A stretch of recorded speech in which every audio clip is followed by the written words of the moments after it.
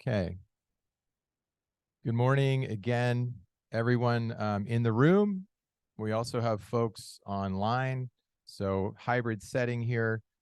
Good morning again. My name's Ben Gettleman. I work with Kearns and West. I'm a member of the facilitation team. There are others here as well. We'll all introduce ourselves, but it's good to have you here. Let's go to the next slide. I'm gonna walk us through the objectives for the meeting, and then we'll do some introductions, and then we can kind of get into the content. So the last time this group met was August 17th. So we'd like to just revisit outcomes from that meeting, just follow up on any action items and discussion topics. We would like to provide an update on the new facility proposal and potential coordination with the planning group. So we have some folks, I believe Janet's going to provide that update. We'd also like to provide some updates to this group on working group meetings that have happened and where we're kind of going with the working groups. And then we do have some representatives both from Lake County. We have Supervisors Crandall and Sabatier from Lake County here, and then several members from Lake Pillsbury Alliance that are going to present on Lake County and Lake Pillsbury in relation to the Potter Valley project. And we'll have time for discussion for that. And then we will have time towards the end of the meeting for public comment. We can explain how we'll do that. Okay, so why don't we start with some introductions? I'll start with you, Bree. Just name and organization is great. Bree Clotter, Redwood Valley County Water District. Beth Salamone, I'm a water supplier representative for Mendocino County. Adrian Garialdi, and I represent Russian River Confluence and agricultural landowners in Sonoma County. Yes, Alan Nelson, landowner, Sonoma County. Morning, Brandon Axel, representing Mendocino County Farm Bureau. Good morning, Grant Davis with Sonoma Water. Janet Pauley, Mendocino County Inland Water and Power Commission. Brenda Tamaris with the Lytton Rancheria. Vivian Hellewell, Pacific Coast Federation of Fishermen's Associations and the Institute for Fisheries Resources, Commercial Fishing. Carol Cinquini, Lake Pillsbury Alliance. Frank Lynch, Lake Pillsbury Alliance. E.J. Crandall, Lake County Board of Supervisors. Bruno Sabatier, Lake County Supervisor. Mike Shaver, Potter Valley Tribe Water Resource Manager and alternate for Greg Young.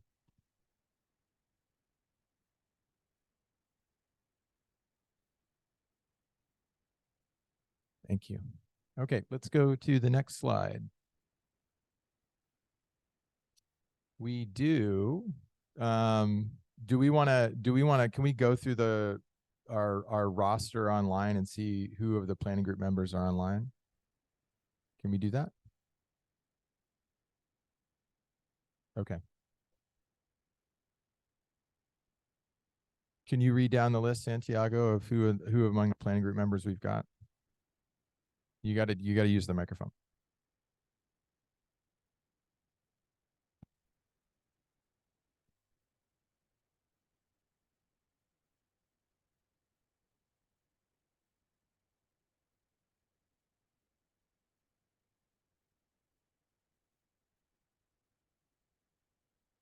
Glenn Spain. Glenn Spain. Alicia Hannon. You could go a little louder, Santiago. Kathy Monroe.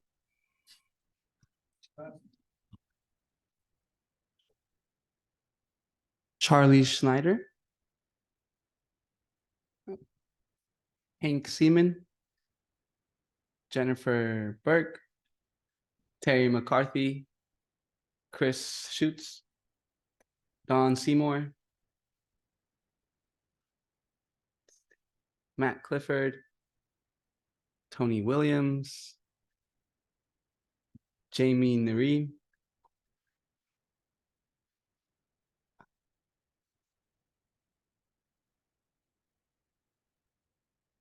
We have Reggie Collins, Mackie McDissy, Eric Sanchez,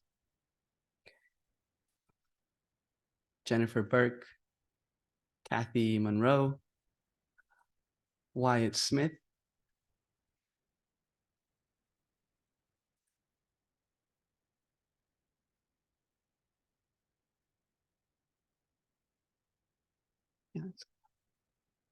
Okay, thanks. And welcome to the folks online. If anyone online is having trouble hearing us, just put it in the chat. We'll make sure we adjust it so you can hear it. We do have some, there might be some alternates in the audience. If there are, we have some extra seats up here. You're welcome to come up and grab a seat at the table if you're an alternate. Okay. All right, let's go to the next slide.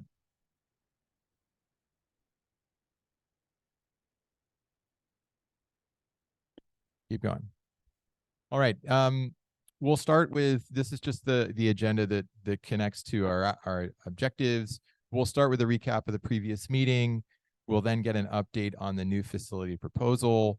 We'll do an update on the working group process and upcoming meetings, and then we'll have a presentation from the Lake County representatives, and then we'll do public comment. We'll leave the room open after the meeting adjourns, so if people want to hang out and keep talking, the room will be here open until 2 o'clock. Okay. Let's keep going. Next slide.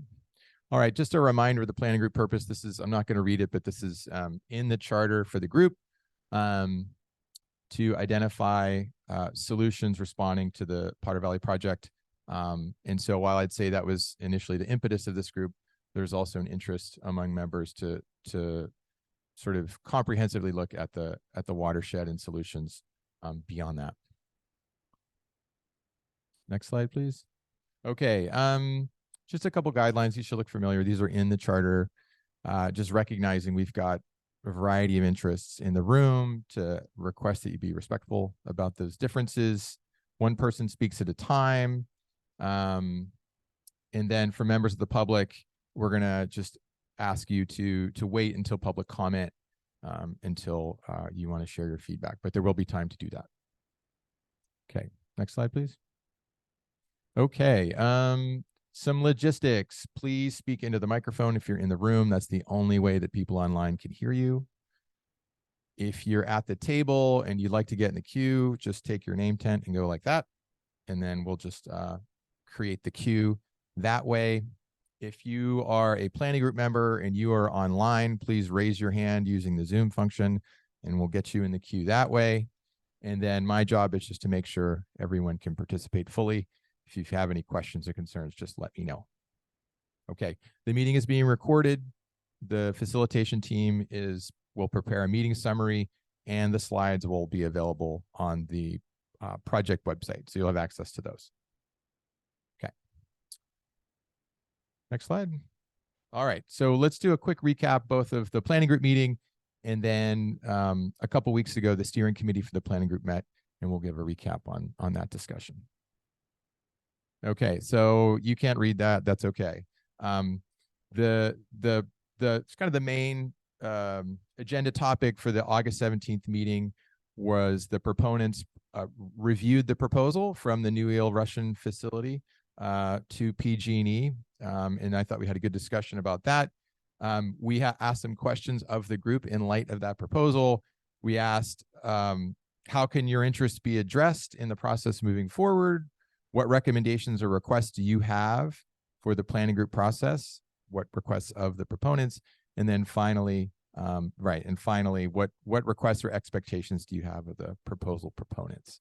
So, and I believe that Santiago is putting the proposal itself, the link to that in the chat if folks online want to take a look at it. Let's go to the next slide. I'm just going to share some key themes that emerged from that conversation and invite others to add to it. So a few things we heard are, one is that planning group members really want to have a transparent collaborative process between the planning group and the proponents to receive updates, requests for information, and ultimately to try to satisfy mutual interests. So that came across loud and clear. We heard a strong interest in including tribal beneficial uses and having increased tribal input.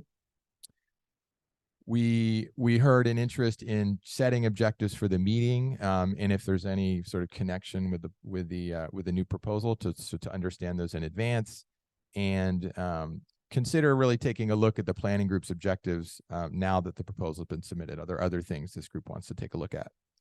And then also we heard in it to really consider impacts to fisheries and habitats in the Eel River watershed, and mitigation of these impacts.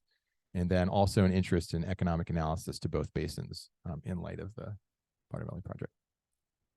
Okay, so anyone, this isn't intended to be comprehensive, so this is just sort of like some highlights.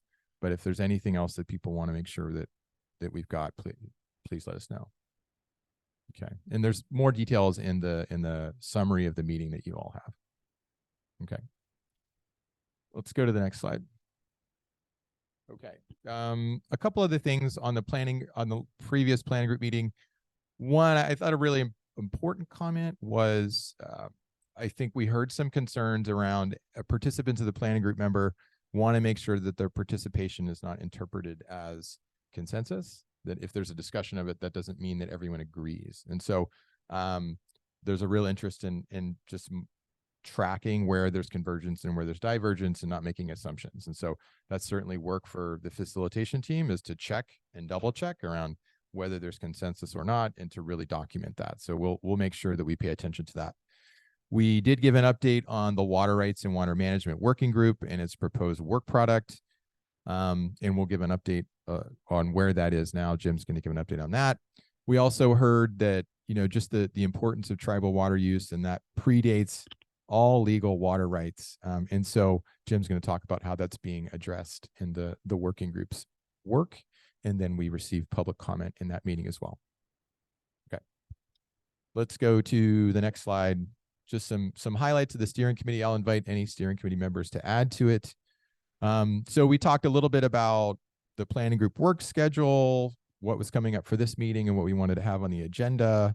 And then the resiliency subcommittee meeting, which took place a few weeks ago. A couple recommendations we received I thought were really helpful was, one is just to use the Water Forum website to really share information. And so we had the recommendation of really creating a separate page for the working groups, because there's a lot going on, just to make that information easy to find and easy to access. I think there's also an interest in really leveraging the planning group as a sort of a learning opportunity of information sharing. And so today that's sort of the intention with the Lake County presentation. The plan is for at the next meeting is to really focus on the Eel River watershed health and restoration, and we'll talk about sort of upcoming plans for that.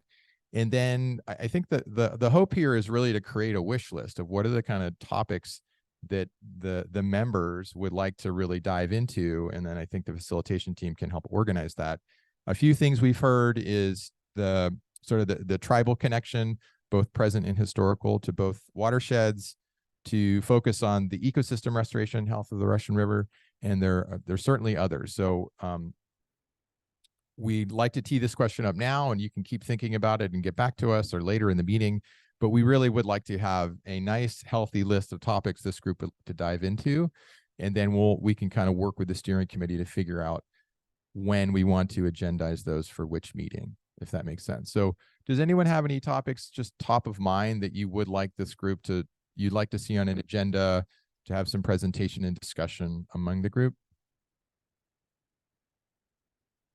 Okay, so Reggie's online. Why don't you go ahead, Reggie? Yeah, I think it's a topic for future agenda items, and an open question that we discussed in the steering committee meeting as well, which is, what is the purpose of this process, this stakeholder group, the Russian River Water Forum, and its impact on any changes, acknowledgement of changes, and actually impact on any future negotiations with PG&E for the project type and or differences in the decommissioning plan and surrender application.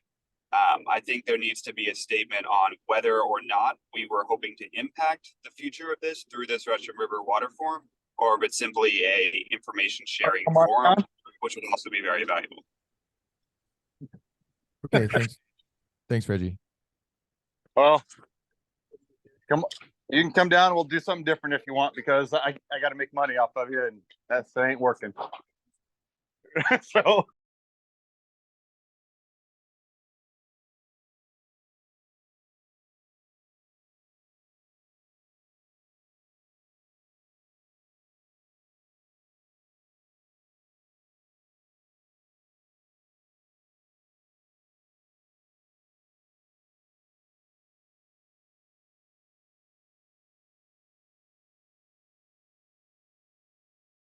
You know,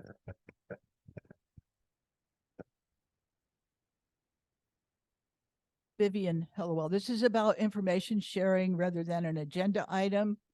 It would be really helpful if we had a place where we could put documents for everyone, where we could submit documents that would be where everyone can see them. So we don't have everyone's email or any way to like address the whole group. So we'd like a repository where we can put things where everyone can see them, rather than having to go through the facilitation group. Thank you. thanks, Vivian. Mike? Mike Shiver with Potter Valley Tribe. I have an interest in Tule elk. They're a protected species, and they definitely will be benefited and somewhat impacted by any work we do up there. So either a topic on Tule elk that's included in the November discussion of the Eel River watershed. Thanks, Mike. Other suggestions? Okay. Well, we will keep a running list, and I think we'll try to package them together and sequence them in a way that makes as much sense as possible. Okay, let's go to the next slide.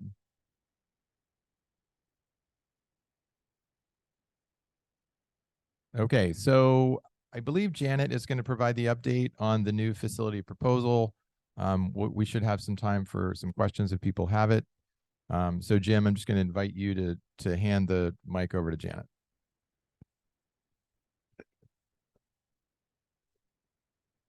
Hello, everyone. So we have some news. Early this week, we received a statement from PG&E. It's short, and I'm going to read it, and then we can open up for some discussion of the ramifications of what PG&E has announced. PG&E statement on Sonoma-Mendocino RVIT proposal for Potter Valley Project's draft surrender application and decommissioning plan.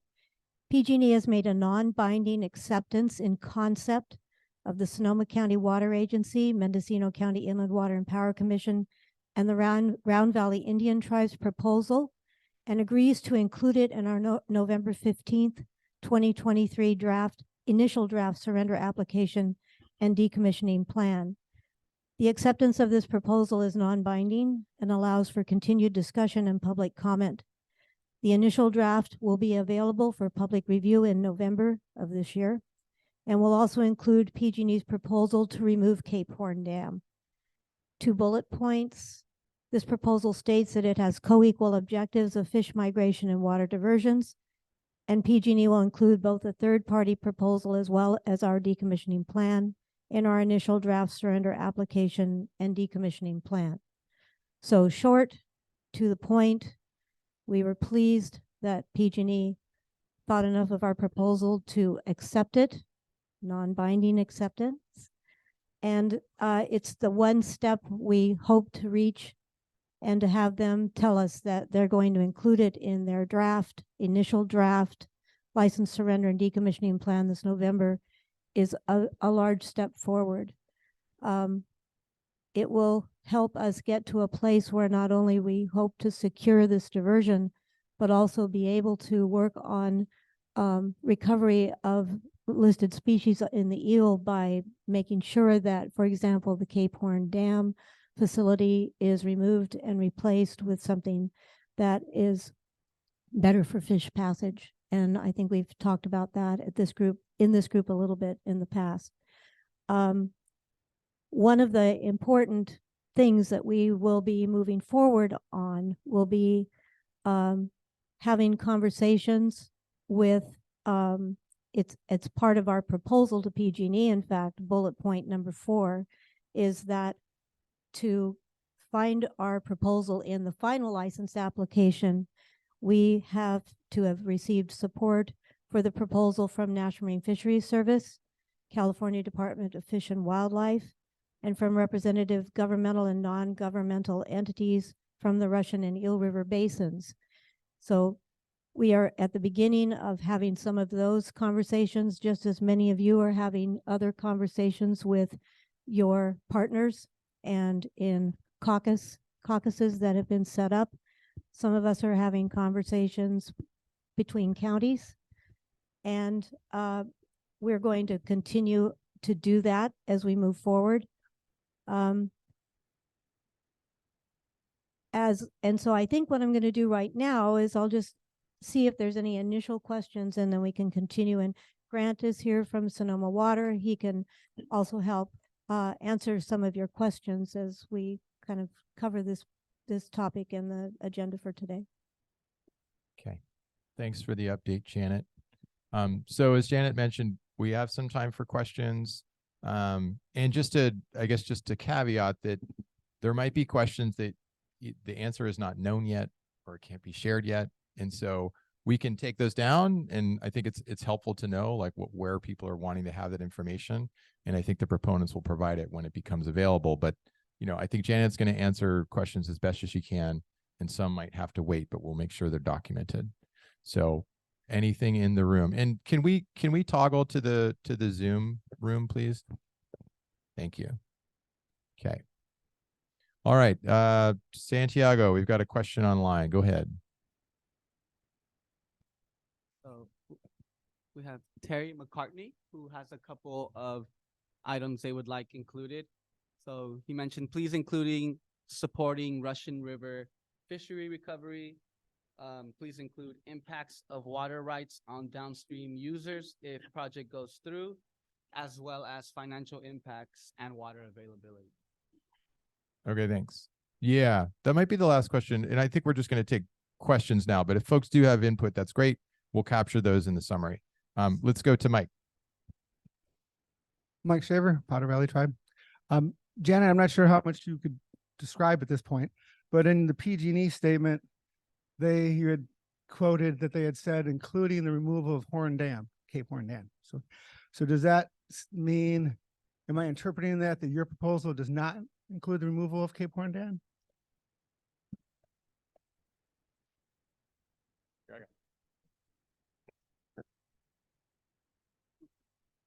Thanks, Mike.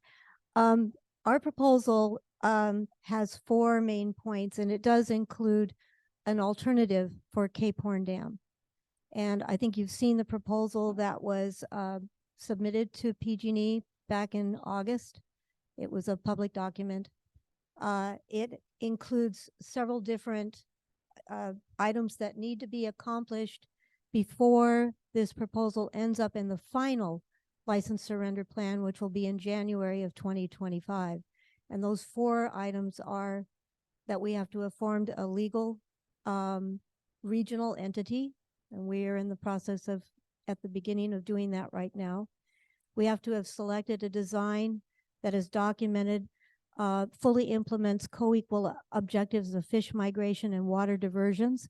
And that's where the discussion of Cape Horn Dam comes in, because Cape Horn Dam in its current configuration is not adequate for volitional fish passage.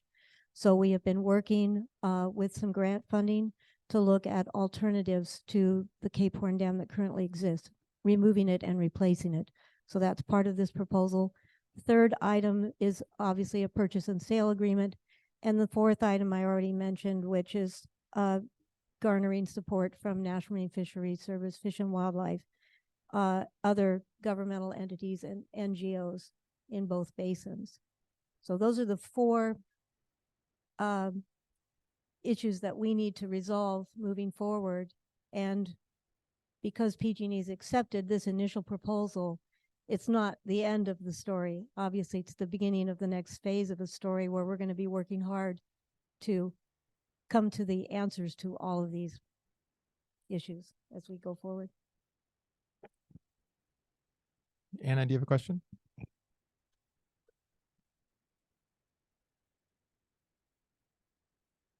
I was wondering if you have a list of the governmental and non-governmental entities you need approval from.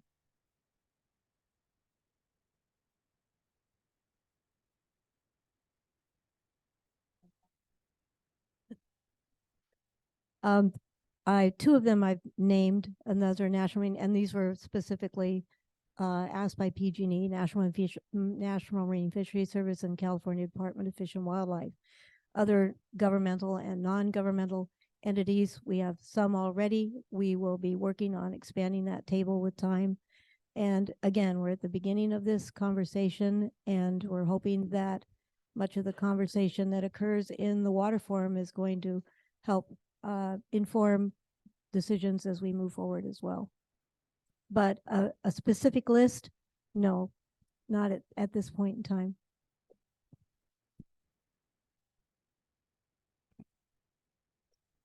Okay, so when more is known about that, we'll check back with this group on that. Bree? Janet, you mentioned the Cape Horn Dam and finding grants for that. So does that mean that PG&E won't be, if the decision is to take down Cape Horn Dam, that PG&E will not be responsible for paying for that? Or does that mean that any modifications that are made in order to maintain some sort of a diversion facility will be totally paid by grants that we come up with? Do you have any idea where that's going?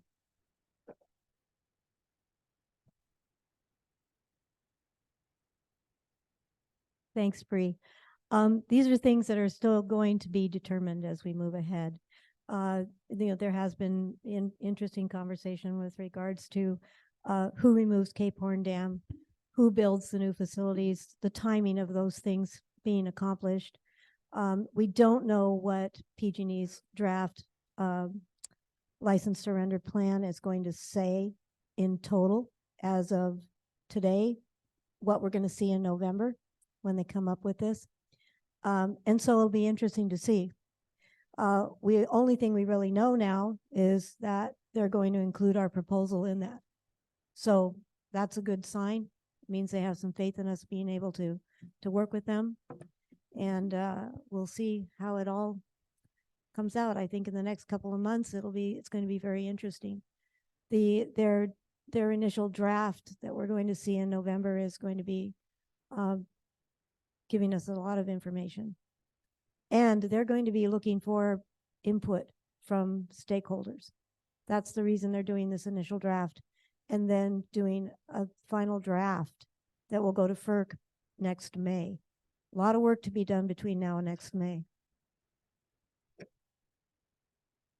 Okay, Matt Clifford, I see you have your hand up. Go ahead, Matt.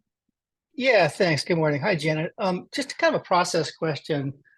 When you say that, when PG&E says actually that they will accept your proposal, should folks expect to see the proposal that we saw some months ago, like kind of verbatim, or at least those elements exactly is what appears in November in this plan, or might there be some changes from that version? I know that was kind of a work in progress at the time, and I'm just kind of curious, is that what we're going to see? Is your understanding, or might it change between what we've seen so far and what ends up in there in November? Hi, Matt. We don't really know yet. There's time between now and the middle of November when we believe that PG&E is going to release this initial draft. As I mentioned, there are conversations underway, how they might change the proposal that we've submitted is unknown at this point in time. We do know that what they have done is accept the proposal that they received on August 3rd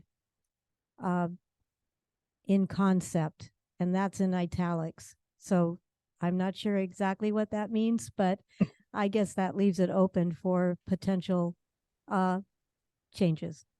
That's super helpful. Thank you. That's kind of what I thought. That's how I was reading it too, but I want to make sure. Thanks. And also, if I understand this right, there will be that in the proposal, but then there will be something like some kind of alternative from PG&E, right, about Cape Horn Dam or whatever. That, in other words, there'll be more than one thing on the table, and the question will be kind of what can gain broad support.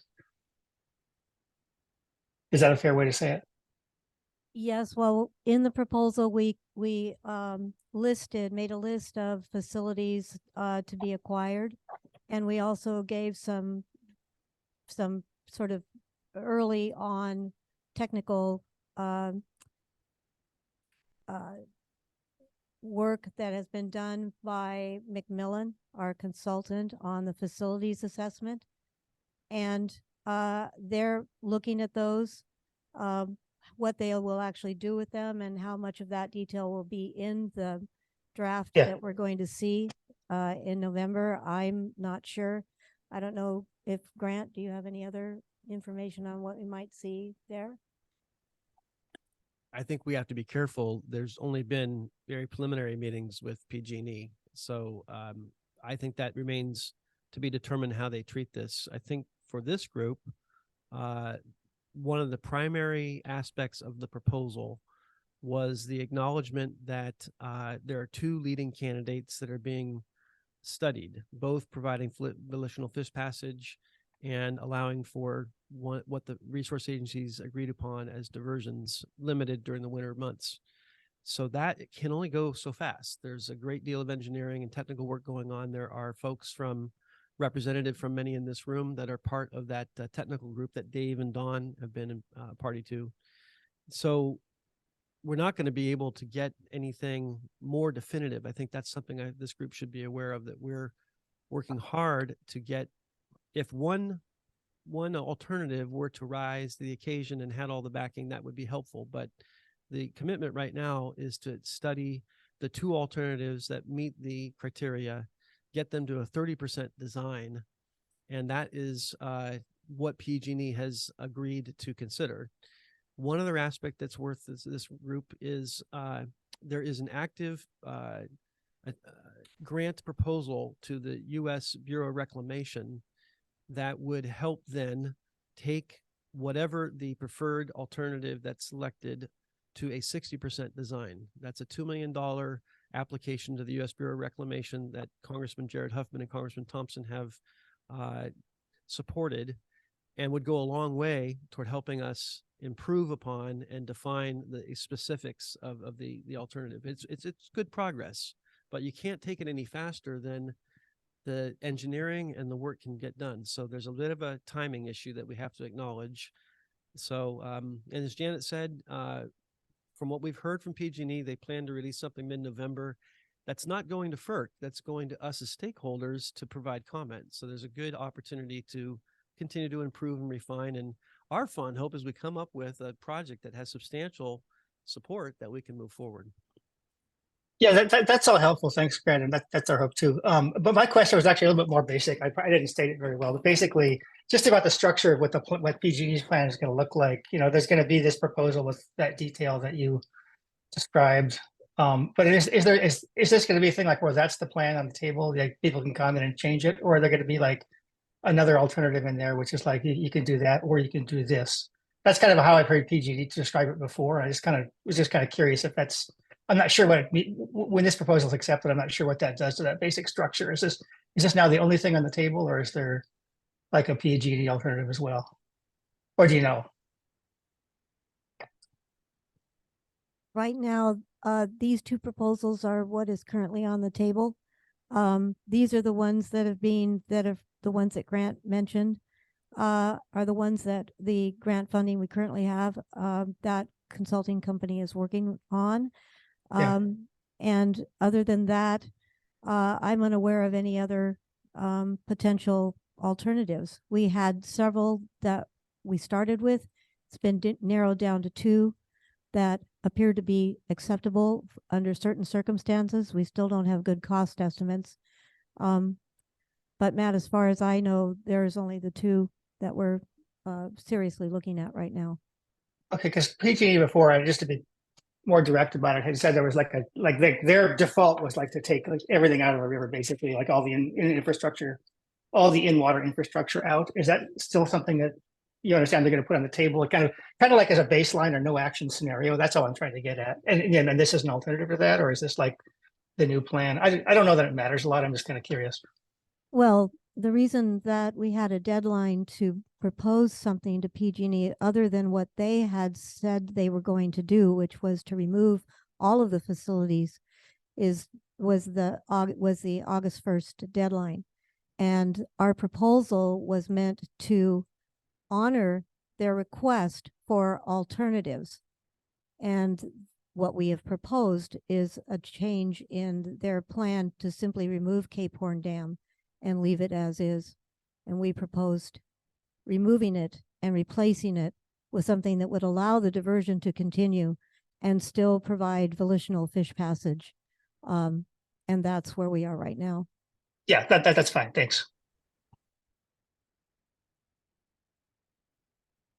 Let's go to Andy. Go ahead, Andy. It should be on if you see a light there. Yeah, go ahead. Just talk right into it. Andy Colonna, IFR. In the spirit of open, transparent, and collaborative process going on here, is there some way to integrate PG&E into this process earlier than to have a proposal and then they have to sit on it and analyze it and come back? I'd like to see them at the table or at least participating in this as a public comment or something to expedite this. I'm anxious to get out there and start fixing this watersheds, both the Russian and the eel. Thank you, Andy. Mike? Mike Shiver, Powder Valley Tribe. Janet, I've looked online and I've newspaper articles and journal articles on proposal. So I didn't think it was public. Where could I find a proposal? Yeah, if It's you on were the in the website. Zoom, we would send it to you, but we can't send it to you right now. But we'll make sure that you have it. We can send it out to the planning group again, the link to that, to the proposal. Yeah, we're happy to send it out again, Mike. Okay. Any other questions? Okay. Well, our intention is to keep this group connected to the new proposal. When there is information to share, we want to make sure that the proponents are here and able to do that. And I think they're interested in answering questions to the extent they can, given what's known. So if you have other questions, I didn't get everything, but we've got in the notes. Even in between meetings, feel free to follow up the facilitation team, and we will do our best to get the answers to questions to the extent that we can help with that. Okay, and thank you, Janet and Grant, for providing that update. It sounds like things are moving ahead. Okay, was there Bree? Sorry to be so late in this one. Janet, this is another question that was raised by a farmer that I know who asked why the diversion is going to be tied to quote unquote the winter months as opposed to flow of the river. Because I would think that, especially with the weird weather we're getting and rains coming at odd times, that flow of the river might be a more appropriate way to determine what's healthy for the fish populations as opposed to just limiting to winter months. Well, the natural flow of the eel tends to be in the winter months. And the reason that we have summer diversions right now is because of storage in Lake Pillsbury. Part of PG&E's plan is to remove Scott Dam, which would remove that storage possibility. So basically saying winter flows or run of the river flows, it's just about saying the same thing. So on a normal water year, rainfall year, you'd start getting flows in December probably, and through January, February, March, April, maybe into May. And that would be the only time that we would be able to divert water through this project if Scott Dam is no longer there and holding that water in storage at Lake Pillsbury. So it's pretty much the same thing. It's not either a winter diversion or a run of the river diversion. It's when a natural flows are available in the eel.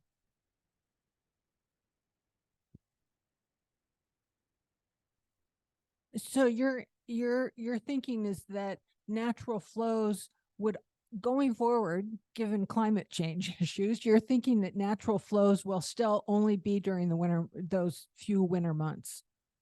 Well, you can show me your meteorological crystal ball and I can answer that.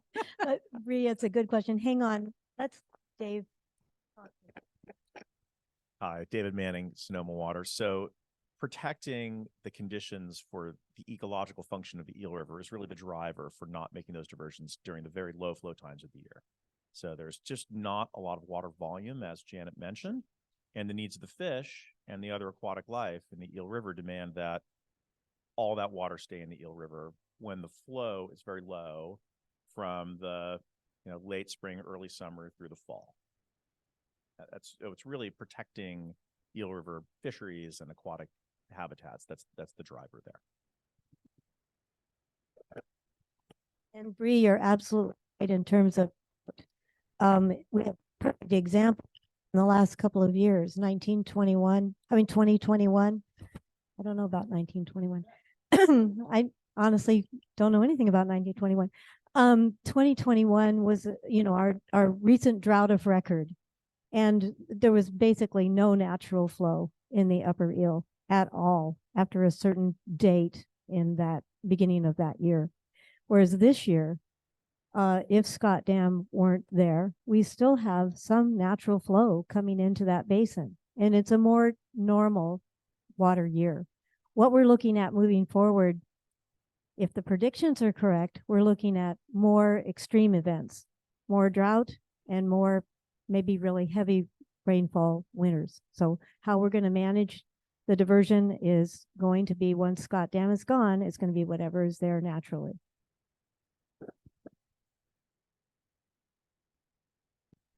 Okay. Any additional questions from? Okay, Reggie, it looks like you've got a question. Yeah, thanks. And thanks for that description, Janet. I think it's helpful.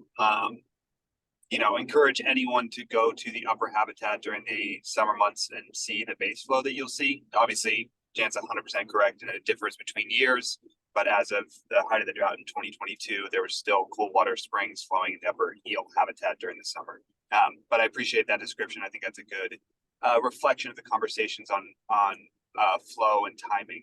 One question I have is how the proposal partners are going to conduct. I think one of the most essential elements of a potential deal that could get support from the conservation community, including CalDrought, would be the disposition and limiting of the water rights associated with a diversion facility. Just wondering when you're planning to have those discussions, if you've thought about, potential in-stream flow dedications into the Eel River for long-term security, making sure that there's no additional water diverted in different years moving forward. When are those discussions occurring on water rights disposition? And do you have any initial thoughts you want to share with the group?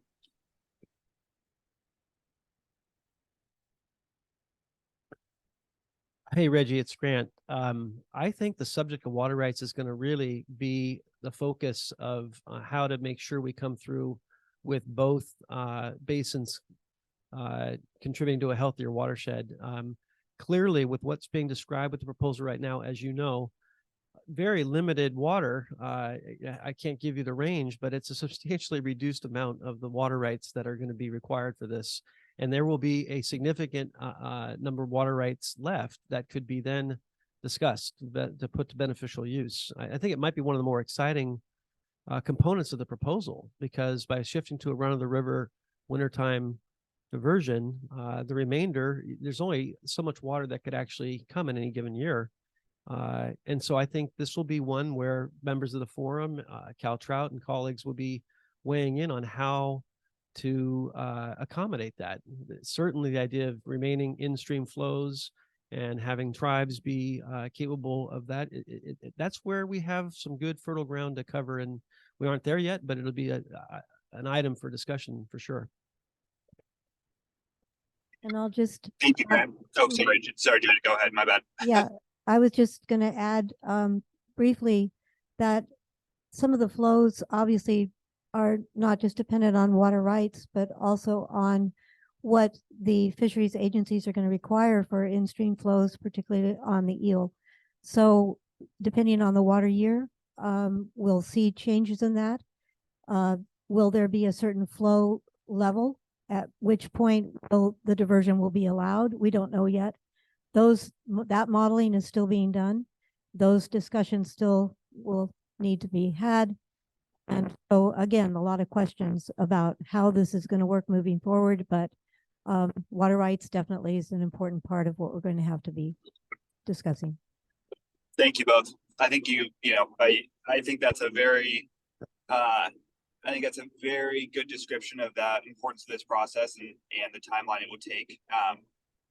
There's a catch-22 on all of this, which is in order to support any proposal, certainly to change our position on the proposal to support now would require, more definition of that water rights. But that's been true of a lot of these processes moving forward. And so that dialogue is really important and glad we're ready to have it. So thank you for that. Thanks, Reggie. Okay, any other questions online or in the room before we move on to the next topic? Okay.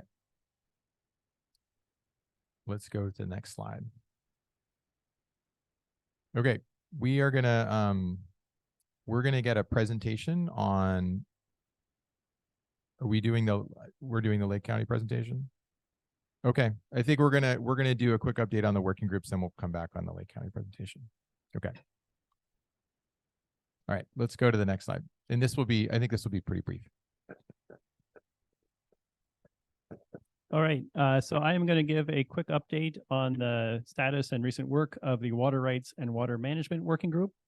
We've met twice since the last planning group meeting on August 21st and September 18th, have meetings coming up on October 16th and November 13th, and these are meetings of the full working group, which are open. Oh, thanks, Henry. Open to anyone who would like to attend. Next slide. So just to review what we covered at those meetings, on the August 21st meeting, we clarified the work product, which is a presentation, roughly 20 slides, and this is an information sharing effort, I want to stress. The conversation we just heard between Janet and Grant and Reggie made clear that there are still a number of water rights issues that are uncertain and up for discussion. So we are in this working group. At this point, the focus is on information sharing. But in general, we're showing at a high level implications or potential implications for the major categories of water rights holders in the Russian River and Eel River under two scenarios. And these are based, the scenarios that the group is working from are based on the scenarios that were, two of the scenarios that were modeled as part of the two basin solution work. So those are, again, publicly available studies. That's where those scenarios are being drawn from. Recognizing that these scenarios, we may be needing to look at different scenarios based on when we learn more about details of the proposal, as Janet was mentioning about agency determinations about flows and things like that. But for a starting point for discussion, we're using these scenarios from the two basin solution partnership modeling. At that meeting, so we discussed the work product, came to at least a starting point with that, and then identified the drafting team and a core team of reviewers. Henry, next slide. So the drafting team, I want to thank David Tabor, who's been leading the drafting, and Phil Williams and Kristen Peer are the other members of the core drafting team. Then we have a team which we're calling the core team, which is a reviewer team. We'll next be meeting this coming Monday, and that's Nicole Whipple, Brenda Tamaris, Matt Clifford, and Adrian Garialdi. So thanks to all of you for reviewing the product. Look forward to our next discussion. And also special thanks to Sam Bull and Brian with the Water Board for his technical guidance on this process. Henry, next slide. And so just, so at the September 18th meeting, David Tabor presented the group's initial draft outline, and we took feedback. And so this is, again, very high level structure of the information sharing product. On the right here, we have a map, which is one initial piece of it. That's a draft map of water demand by reach in the Russian River. So the work product begins with map of the system, explanation of the scope of the analysis, and some historical context, discussion of tribal reserved water rights and in-stream flow requirements, and the degree to which they now do or could potentially in the future constrain the amount of water available for other uses. The work product then discusses the categories of water rights, riparian, the different categories of appropriative rights, discusses the colors of water, as water folks like to talk about them, the different types of water that are in the river at different times of year. So natural flows, water through the diversion, Lake Mendocino storage, and so on. And then also wanted to collect in one place water demand by river reach, which they wouldn't show it on the map there.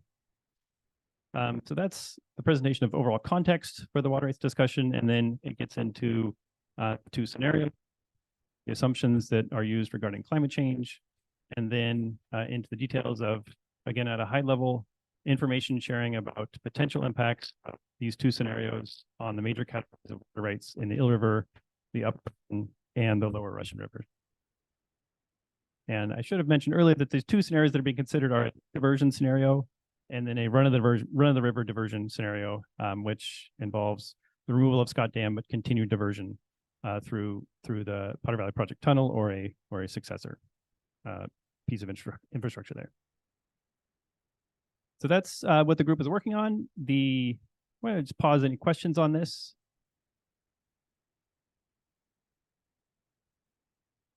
Okay. And again, just stressing that this will be, the idea is that this will be a public-facing, high-level information sharing document to clarify key issues regarding, to some extent, water supply and water demand, but with a real focus on water rights issues. And Henry, next slide. And then coming up, we have the next working group meeting on October 16th, where we'll have a full draft of the slide deck ready for review by the group. Then the plan is to present the next iteration at the next planning group meeting on November 2nd. And then there'll be another working group meeting in mid-November to review a further refined product. So that is what the Water Rights and Water Management Working Group has been up to. If you have any questions, please reach out to me and I can connect you with the group. Yeah. Question from Vivian.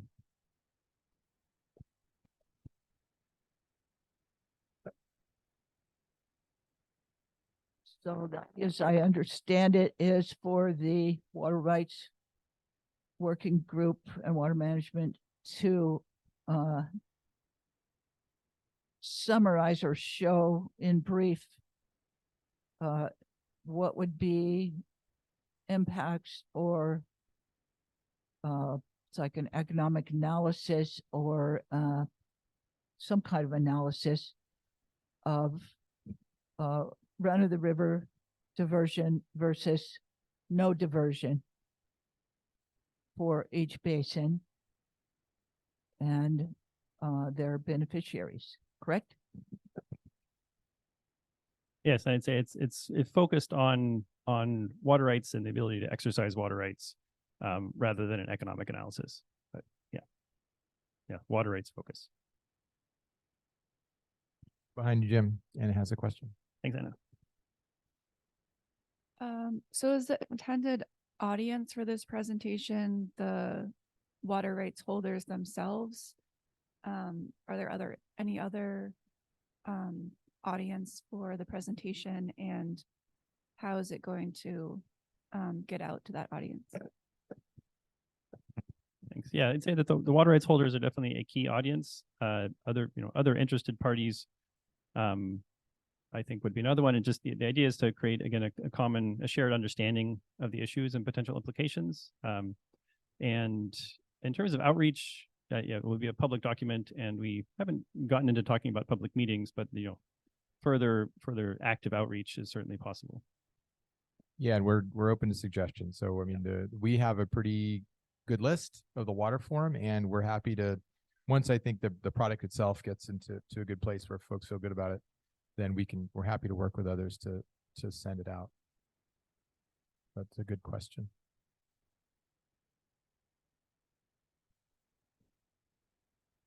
I'm Mike Shiver, Potter Valley Tribe. I'm somewhat hesitant to ask this question because it's somewhat a newcomer kind of question. There'd be less water coming towards Russian River because it'd be less diverted. So I'm assuming there's more water going down the Eel River system that's not been allocated previously. So with that increased water flow going down the Eel River system, I'm concerned that there may be an effort to assign the new water flow, water rights to new parties to the north. It's like, so how do the fish get guaranteed that water is held for them? There's not like a fish water right, or is it is it more like the baseline flows required by NOAA or U.S. Fish and Wildlife Service? How do we ensure this long-term wise, the water stays in the Eel River for the purpose of the ecosystem?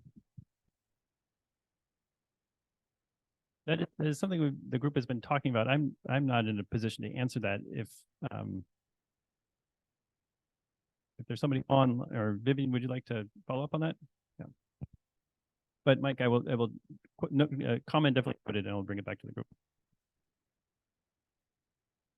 There is a 1707 dedication that can be made for flows for fish and wildlife. The difficulty is how to measure that and how to keep it in the river so that it doesn't get sucked out further down. There is such a thing, yes.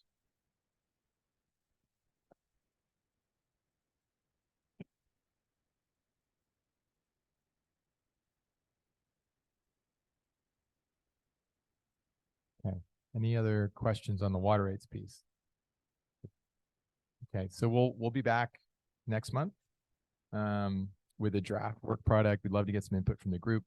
And then once that work product's, looking good, we can figure out how we want to get it out and make it as useful as possible. But it really, we just want to appreciate all the work of the participants in the working group, doing a lot of work to get this pulled together. So we think it's going to be a helpful product when we get there. Okay, let's go to the next slide. So I'm going to just give a quick update on the Russian River Resiliency Subcommittee. And so as folks will recall, we've had a few discussions in the planning group about this subcommittee. The original intent was to have this group start meeting later, i.e. next year. There's a lot of interest in having it start sooner than that. And so we made efforts to do that. We did have a presentation at the planning group of different resiliency efforts that are, currently happening in the Russian River watershed. And I thought that was a really productive conversation. And this kind of built off of that. So a couple of things we wanted to do. This was the kickoff meeting. So it was really kind of a scoping what we want to do here, what would be of most value conversation. And so I think there's plenty of work to do, but I think it was a good first step. We kind of started with like, well, when we say resiliency, what's the vision here? What do we all want to be sort of, striving towards? And then what can this subcommittee do? What would be the focus? What could be some work products? How can it help move the region forward?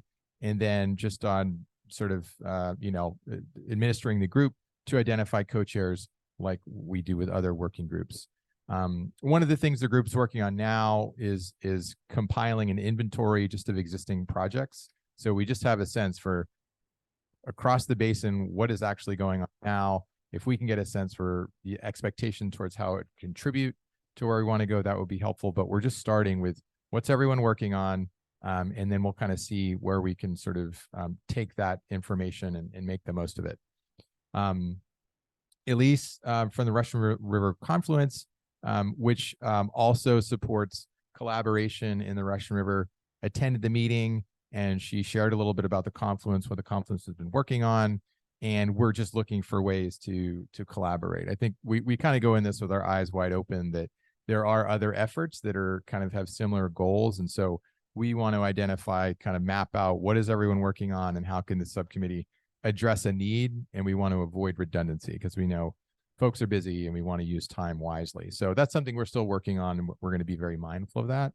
The co-chairs who were identified were Jamie Neary from Russian Riverkeeper, Jay Jaspers from Sonoma Water, and Adam Gaska from Redwood Valley CWD, and Adam was here. The next meeting, we sent out a poll for availability. We're still looking at what works best for people, and we'll report out soon on the meeting time. We're going to try to get to a regular meeting time, but we'll let people know soon on that. Okay, let's go to the next slide. I just wanted to share some highlights of what we heard from the group. Some things around vision where we want to get to is a sustainable, healthy ecosystem, reliable water supply, efficient distribution of water. We heard a fair amount about metering and monitoring. And then what we've heard, I think, in this group and in that discussion as well, was really moving to a proactive place and going beyond resiliency. Some of the challenges we heard are availability of data, funding, just the demand exceeds supply, and that cross-jurisdiction coordination is challenging, and that water rights is complicated, and enforcement's also, it's sometimes isn't all there. It's a lot to enforce. And we did kind of get the question, well, what will this group do? And so I think there's recognition that sharing information is a really good first step, and educating folks more broadly in the basin is also a value, and then finding a way to encourage collaboration among different project proponents. If there's a way that efforts can be leveraged to go pursue funding together, that would be value too. And then I think there's just, there's more to discuss here. So it was initial conversation. Anyone, either if any of the co-chairs are participating or anyone who participated in that meeting, if you had any observations, we'd be happy to share those. But again, I think it was a good first discussion, and we have sort of more to do to figure out whether, for example, that group would have a work product, or if the product will just be that we're collaborating and sharing information, and with the anticipation that good things will come from it. But again, I thought it was a good first meeting, and certainly more to come. Okay, let's go to the next slide. I think that we're now I think we're now getting our presentation from our Lake County representatives. So Supervisors Crandall and Sabatier, is your presentation up first? Okay, so Frank and Carol, why don't you come up? And I think we're going to get the presentation from Lake Pillsbury Alliance first. Yes, so if we can definitely take a break. Why don't we take maybe call it like a 5-minute break, and then we'll come back and tee up that presentation. Sure, 11:15.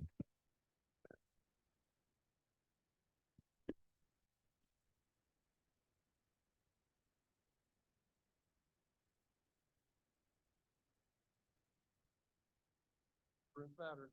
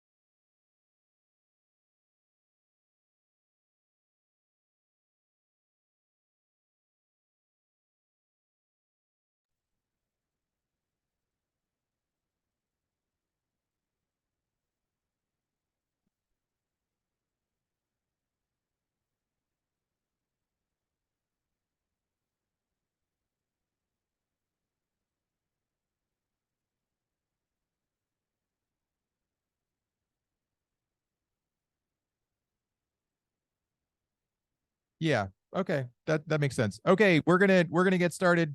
I'm gonna turn it over to Carol and Frank to provide their slides. I think what we'll do is have Carol and Frank present, and then have supervisors Crandall and Sabatier present, and then we'll do Q&A and discussion because they're going to have some overlap in their presentations. Okay, over to you. Hi, I'm Frank Lynch with the Lake Pillsbury Alliance and Carol Sanquini as well. We're gonna kind of tag team in this. We haven't really worked this out for a presentation, so she may be jabbing me and I may be jabbing her as to grab the microphone. I have no idea, but go ahead and start your slides. Next slide. Okay, we're a 501c3 nonprofit that started out in 2019 to work for Lake Pillsbury and the benefits that we perceive that's there. We believe that dam removal will unnecessarily harm people and the ecosystem and both the Russian and Eel River systems. Next.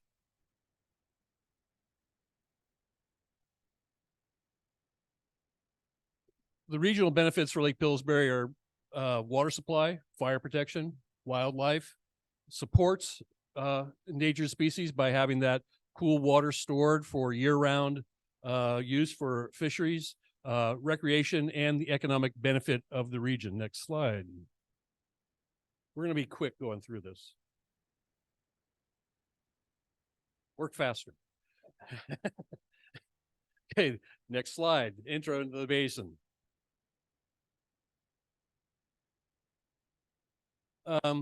Lake Pillsbury is very remote, and that's the beauty and the curse of it.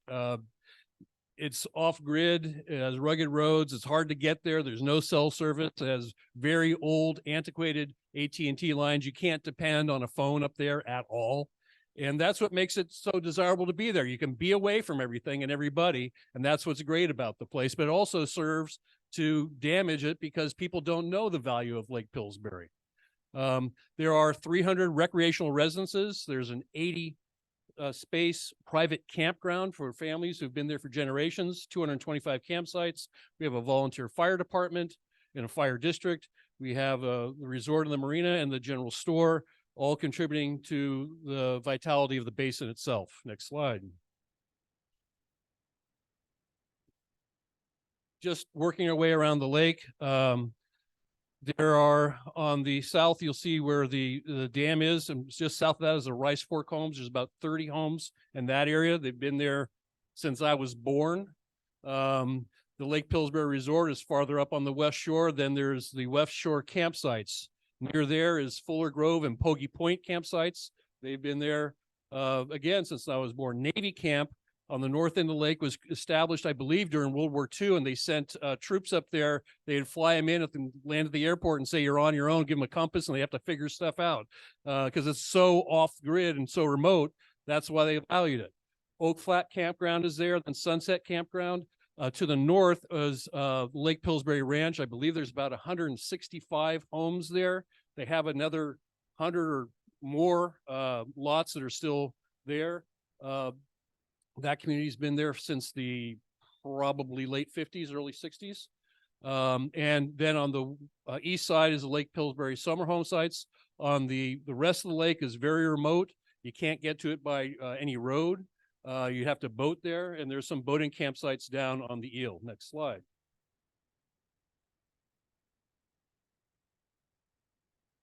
We have a pretty interesting community. A lot of folks have been there for generation after generation. I think Carol's family is on their 5th generation. My father went up there right after World War II and got our lot. My kids love it up there, and there's many, many families up there. There's a lot of community interest, and we do a lot of things throughout the year to promote the area and work together to enhance it. Next slide. Went through the different communities around the basin. Next slide. Again, we went through this. This is the campgrounds that are at or near Lake Pillsbury Resort and Marina. Next slide. Abundance of recreation for visitors. There's some people have painted us as being elitists who have cabins up there and screw everybody else in the rest of the world. This is a community that has thrived for decades. There's literally on summer weekends, there's thousands of people in the Lake Basin enjoying the area around there. There's all kinds of boating activities. Next slide. Wakeboarding, water skiing, canoeing. Off of Hull Mountain is a very desirable hang gliding area. Next slide. Fishing, obviously, around the lake. And don't blame us for the pike minnow. Everyone points to the Lake Pillsbury and says it's Lake Pillsbury's fault. It's not our fault. Someone planted that fish. We're not responsible. Next slide. We do have a volunteer fire department. We maintain around 12 volunteer firemen who work, and there's someone usually there 365 days a year who can respond. They respond to all kinds of medical and fire emergencies. We have an ambulance, fire truck, a station at both the north and the south end of the lake. Next slide.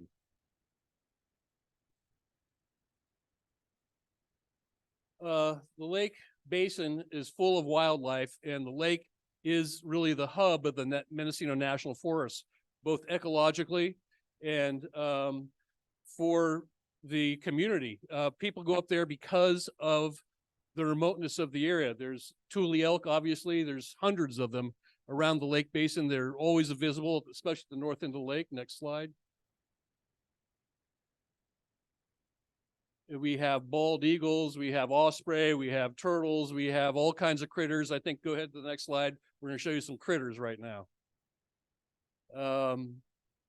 There's an abundance of wildlife, and they're readily visible because, again, it's a remote area and you can see them because there's not a lot of people around.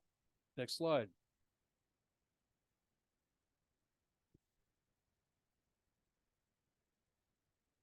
Some of the benefits. Lake County gets an economic benefit from taxes in the Potter Valley project of about $750,000 a year, derived from the Lake Pillsbury area. Mendocino, Lake, and Sonoma counties benefit economically because of the people who go up there. There's two small, very technical term, funky stores that are up there that people can buy goods at. But if you're going there, you're going to buy all your stuff in the surrounding communities. And there was a study done by the National Forest Homeowners Association about, I don't know, a couple of years ago, and they found that second homes within national forests generate close to $4,500 per year for each cabin that's there. So that does provide an economic benefit for the surrounding communities. It's about 15,000 per residence. The aggregate is 4.597 for the residences that are up there. I stand corrected again. Also, again, everyone's going to stop in Ukiah and Upper Lake, wherever, to get their goods and to go up there. Building materials, you can't go to the hardware store there. You have to bring it in. So the surrounding communities get a lot of economic benefit in the area. Next slide.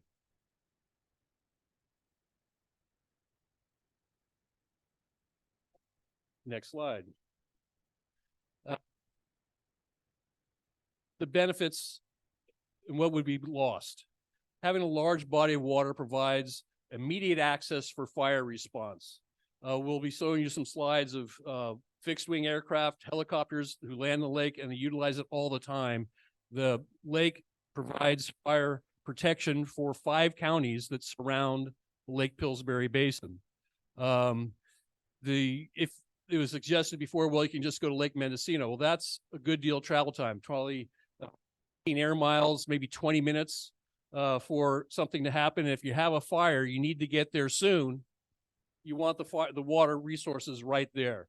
The lake itself is a physical barrier. The last couple fires, the ranch fire, I think it was, that came from the south, when it got to the lake, it did take out, I believe, 9 homes at the south end of the lake.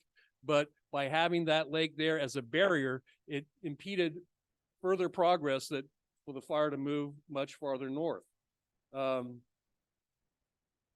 We have concerns about where water tankers, not just aircraft, but water tankers are going to fill. Having the lake right there is a water source that's right there that they can utilize it.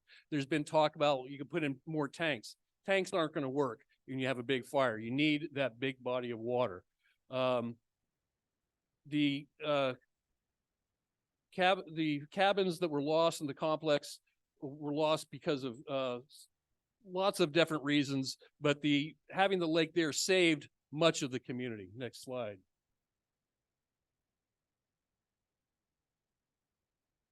Next slide. Next slide. I think we have a theme here. Okay, go ahead, next slide.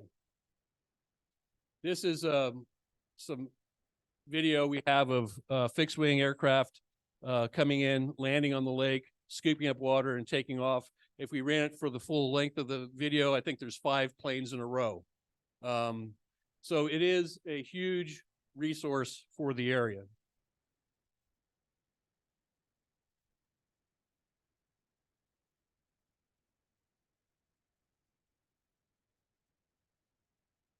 I don't want to belabor this, but it's kind of cool to watch.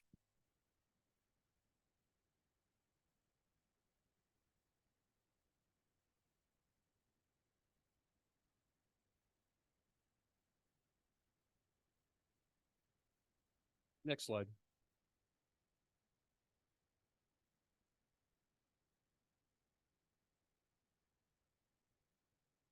We already went going the other way. I said before, it's the anchor for the national forests. Loss of lake would eliminate all lake-based recreation, severely diminishes or eliminates water-based recreation in the summer months, renders campsites and boat campgrounds useless. We have,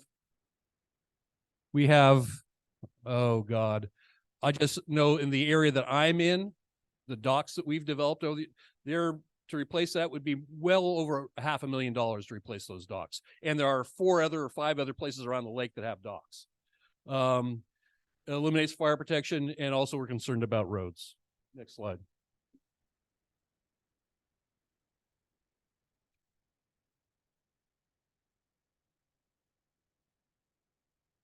Okay, critical water supply for fire protection, decrease property values.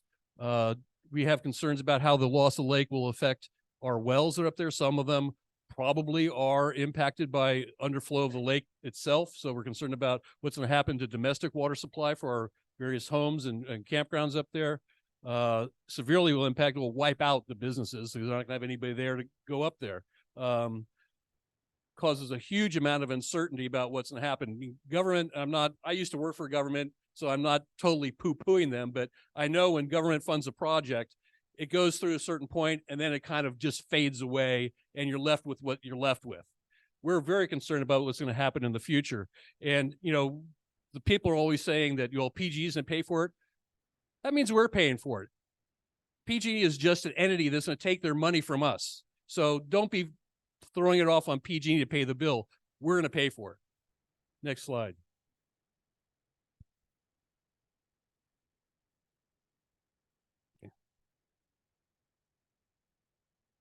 There's the water that comes through Lake Pillsbury Basin. This is showing it during the dry time of the year, showing that there's not a lot of water that comes through in the dry time of the year. And that's why they're saying, well, they're only going to take water during certain months. Well, there's not going to be a lot of water in a lot of months. And in 2020, 21, there wasn't a lot of water year round. So that's what the lake looks like when the lake gets dried up, and it dries up every single year. So we do not have a guaranteed flow of water without the lake with the loss of the dam. The aggregate costs to remove dams, modify new construction infrastructure, and come up with other water surety issues for the region are going to cost hundreds of millions of dollars, if not $1 billion. I'm not talking like Donald Trump trying to say how much he's worth, but that's how much it's going to cost with the infrastructure, taking down the dam, replacing water supply for Potter Valley, potentially raising Lake Mendocino. You're talking probably $1 billion it costs. And the cost benefit of taking down the dam versus keeping the dam and rehabbing it, I think that needs to be studied. Next slide.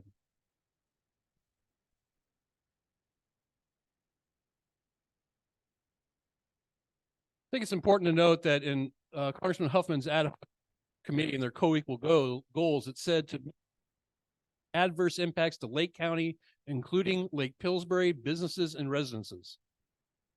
That's not been addressed. That was just let go. And I think that's important to remember that that was a mutually agreed upon goal for this whole project. Also, in dealing with remediation, should we lose the dam at Lake Pillsbury, a lot of this stuff is being based on what's happening with the Klamath. The Klamath has perennial flows. The Eel River at Lake Pillsbury does not. Two entirely different situations. That's going to be a driving force for a whole different set of mitigation measures that have yet to be defined if we're going to lose that dam.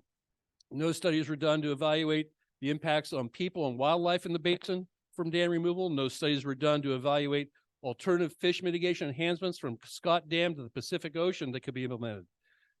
They talk all the time, or it's talked about all the time, of how there's 200 to 300 miles of viable habitat upstream from Scott Dam. That's watershed, not habitat areas specifically. There's about 35 miles of river upstream from the dam.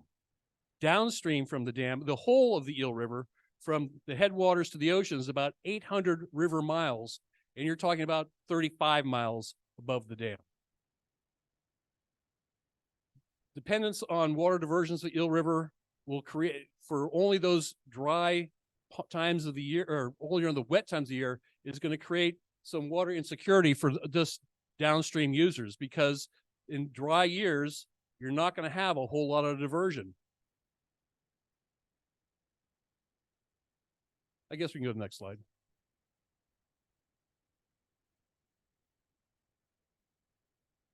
So these are some of the mitigations we've thought about, is developed here.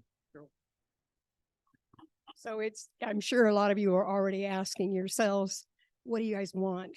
While we're not prepared to be able to define that today completely, we do know that we want fire protection.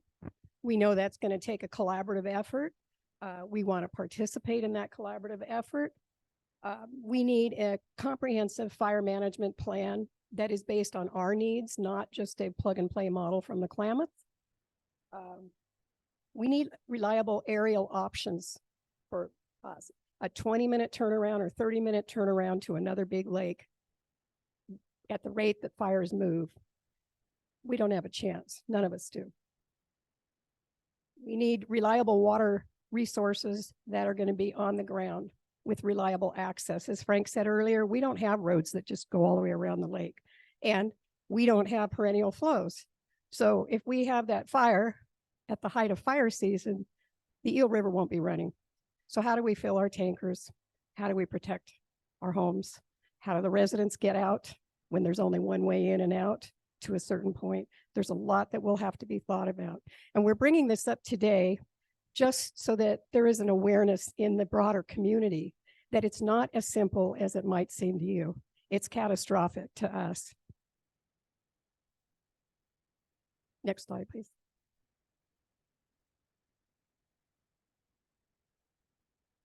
As Frank also alluded to, water is a big deal. During the droughts and when the lake is at a lower level, as it was kept this year, and of course it is during the multiple year droughts, some of the, we anticipate that domestic water supply up there is going to be affected. May not be in all the communities, but it will certainly be in some communities, especially those closer to the lake. We want to know, we are going to want to know, in the worst case scenario, what will our recreational options be? We don't want to be a recreational wasteland in the middle of the Mendocino National Forest, and nor should we be. A lot of the recreational users come from all over this region. It's not just the homeowners. In fact, we're probably the minority.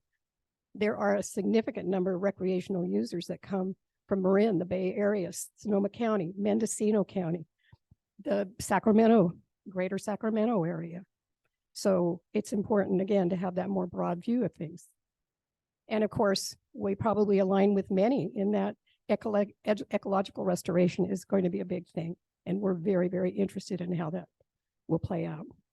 Not just the restoration, but the ability to monitor that restoration so that we know it will be successful long-term. I don't want to see, in the most simplistic terms, seeds planted and people walk away and that's our restoration. I don't think that's appropriate for the systems that are there. Next slide.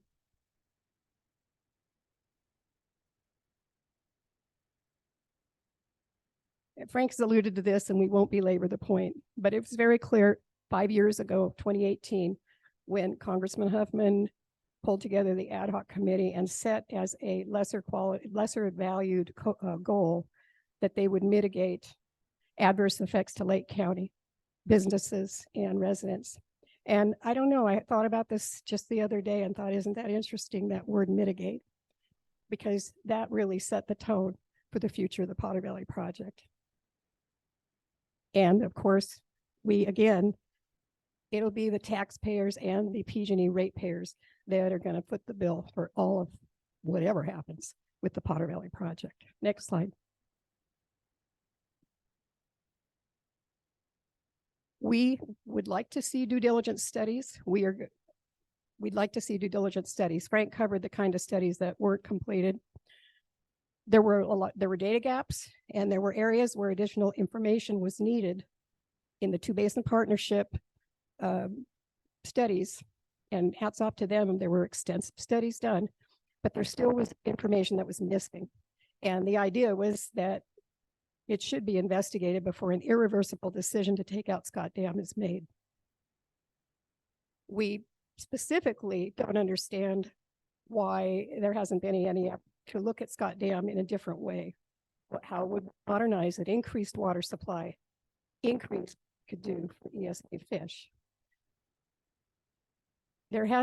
We would like to see an analysis of all the possible mitigation that could be done from below Scott Dam all the way to the Pacific Ocean, and we've already mentioned that, so I won't belabor it, but for the fishery. And we'd like to look at the aggregate capital costs, and I won't go beyond that because it'll also come up, I think, in Lake County's presentation. Next slide.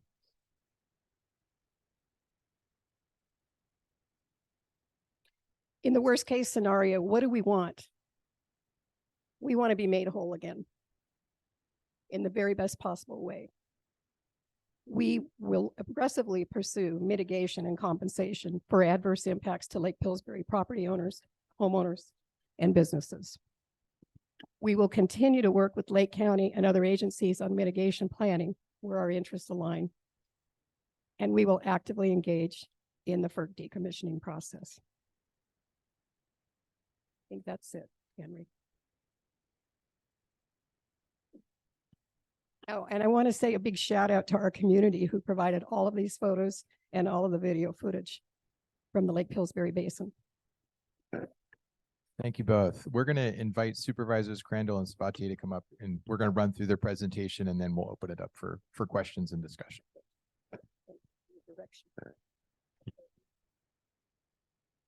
Yes. All right. Thank you for having this presentation for us. We greatly appreciate it. I know we've had discussions before in different aspects in different forums. And so what we're going to do in this presentation is start out with a video, and we will touch on a short presentation and then go right into it after that. And we greatly appreciate the undivided attention as well. Commonly when we discuss this, it's always in an open forum, and we commonly get into it rather than getting through it, then getting into it. So thank you.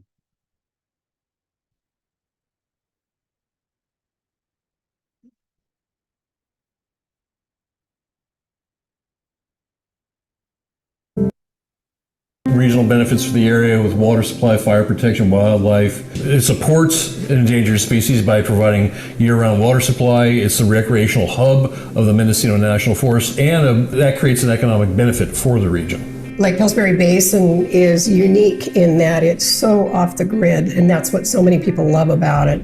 300 recreational residences, an 80 family private campground, 225 campsites, operated by PG&E, owned by Forest Service, Volunteer Fire Department, the Lake Pillsbury Resort and Marina, and Soda Creek Store. So this is a map of the area showing Scott Dam, which behind that are the headwaters of the Eel River. The lake is formed by the confluence of the main stem of the Eel, which comes in from Hole Mountain and Snow Mountain that are to the north and to the east. And then the Rice Fork comes in from the south. To the north of the lake is Hole Mountain. Around the lake, there are the resorts, the various residential communities, the Rice Fork on the south.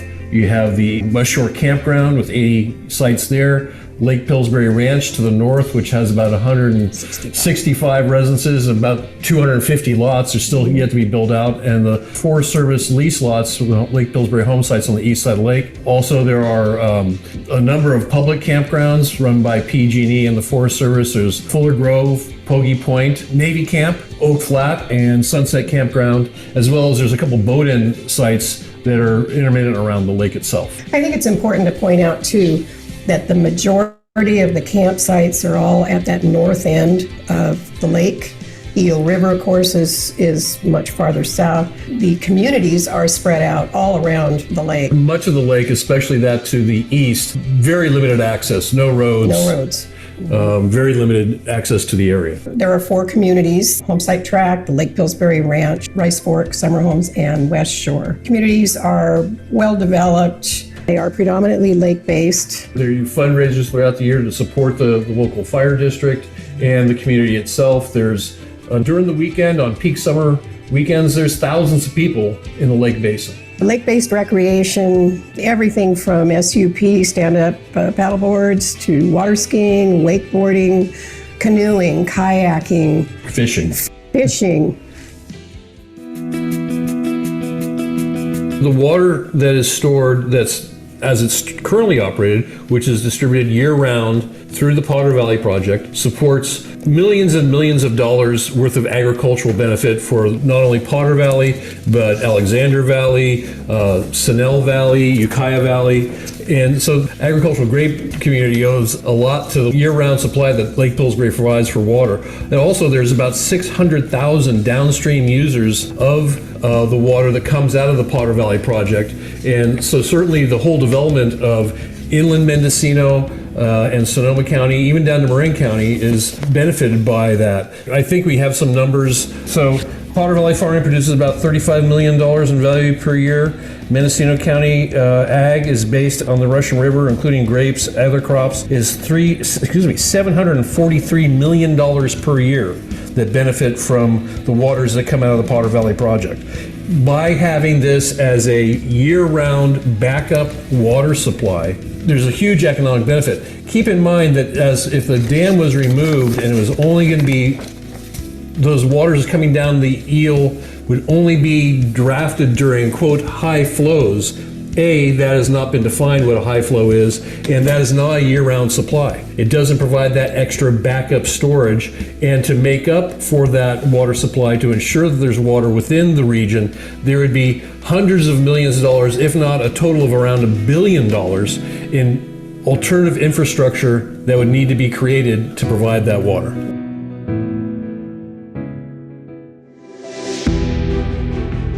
Lake Pillsbury has had a long history in fire suppression using aerial aircraft, utilizing Gravelly Airstrip right on the north shore of Pillsbury. And it was utilized for the Mendenhall fire. First air tankers ever used came out of Willows, and they were modified crop dusters to carry about 170 gallons of water. Well, they figured out real soon that the time it took for those aircraft to go back to Willows and refill, the turnaround time back to the fire was just not helping make any progress. So they switched and started drafting water out of the lake, and that drastically reduced the turnaround time and gave them an advantage over the Mendenhall fire. Since that time, it's been used on just about every fire suppression effort that's come close to the Pillsbury communities, including most recently the Ranch Fire in 2018 and the August Complex in 2020. Lake Pillsbury itself provides a physical barrier that slows wildfires because it's wide open, no obstruction, and there's no travel time. So there's a huge benefit there. All the critters, the ecosystem around the lake, they're all protected by having that fire retardant resource there. So in the event of the dam decommissioning and removal of Lake Pillsbury, logistically it's going to be a little tougher to get water up into that area. It's very remote. One of the nearest large sources of water is Lake Mendocino, and that would be about a 20-minute turnaround time, give or take, depending on the aircraft. Much larger return time than the immediate response we'd get from the lake right there.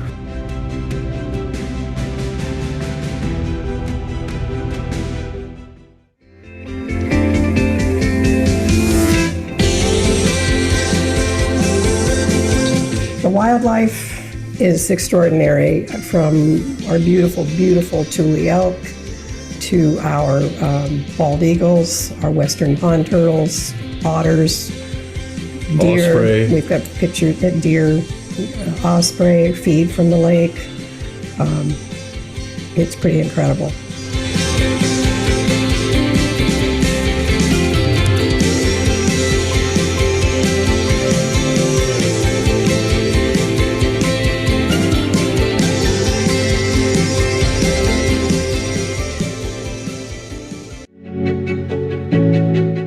There's going to be a massive impact to the area and to the region if the water goes away. We're not even sure what will be left behind. Is it going to be a creek? Is it going to be a river? Is it going to be a pond? We're not quite sure. Things have changed over the last 100 years. We want to recreate a new destination if it goes away, because it's an important, not only a revenue for the county, but it's an important destination for people to have. It's beautiful, you're with nature. It is just one of the most amazing places you can be. How do we redevelop that to ensure that it can continue to be a destination in the future? Mitigation measures must be implemented for Scott Dam, and they include the following. Number one, establishing fire protection measures that directly address wildfire risks resulting from removal of Scott Dam, including but not limited to measures involving fire suppression in the form of flashes on the dam. Number two, establishing water rights for the County of Lake and its residents on Scott Dam, and implementing water storage measures for the County of Lake. Number three, financial consideration equivalent to 99 years of lost County of Lake property tax collections and any and all revenue losses to result from the removal of Scott Dam. Number four, additional monetary consideration for loss of economic development opportunity in the County of Lake in preparation of an economic development action plan for the Lake Pillsbury area. Number five, full restoration and revegetation of the area, restoring flora and fauna in areas due to the loss of Scott Dam and Lake Pillsbury. Number six, constructing road and other infrastructure improvements necessary, and safely complete the decommissioning plan. I know that there's a lot of sediment load that is kind of, for the lack of a better term, caked up against the dam as we speak, but it's definitely something that can prohibit clean water. It's something that can prohibit clean fishery areas for the salmon to spawn. If they don't do the job that's needed to ensure a quality headwater, all of that lack of quality is going to impact what everyone thinks is the most important to them, whether you're in favor of saving the fish, whether you're in favor of saving ag, or in favor of ensuring that water utility districts have potable water to provide to their people. How the water starts at the headwater makes a huge difference, and PG&E has the possibility of doing the right thing, or the possibility of leaving us with water the quality that cannot be utilized for those things. Two-basin hopes versus two-basin solutions. We need real two-basin solutions that demonstrates concern for the headwaters of the Eel and Lake County.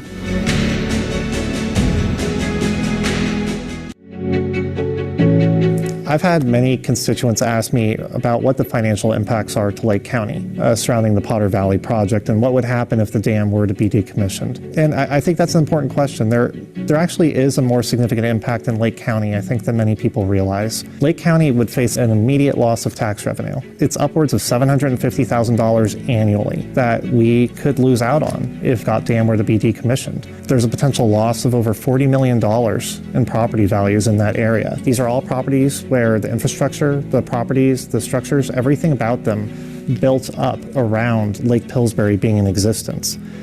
So right now, if Lake Pillsbury were to go away, if Scott Dam were to be decommissioned, we're essentially facing a catastrophic loss, a total loss of both those property values and the associated revenue. And that revenue stream doesn't just come from the secured property tax, I think, that many people think of. We have sales tax, we have occupancy tax, there's other entities that are paying taxes up there associated with the project itself.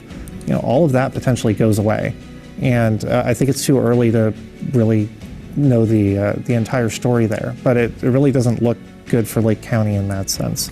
Another area where I've had a lot of questions is regarding fiscal responsibilities and what the consequences are financially of Scott Dam being decommissioned if it's truly removed as part of the FERC process. So an important point to highlight is the true cost of dam removal is really not yet known. PG&E should be responsible for the costs, but there's already efforts underway to limit their liability in this process. One of the things we've seen is that comprehensive restoration costs, when they're looked at in their totality, could actually exceed the cost of dam removal itself. If you look at it that way, adding fish passage might have actually been the cheaper option if you were to consider those cost variables. Should dam removal or restoration efforts not be as successful as hoped, Lake County, a rural county with limited resources, faces not just that loss of revenue that we discussed, but that loss of property values. Lake County is responsible for providing services for its constituents, for its people, and depending on what happens in Lake Pillsbury, this can result in an increased burden on the county and its limited resources, while at the same time, we're trying to contend with the decrease in revenue and loss of assets in the area. So this just creates an incredible burden on a county that's already strained to provide these resources. If Scott Dam is decommissioned, Lake County must be kept whole.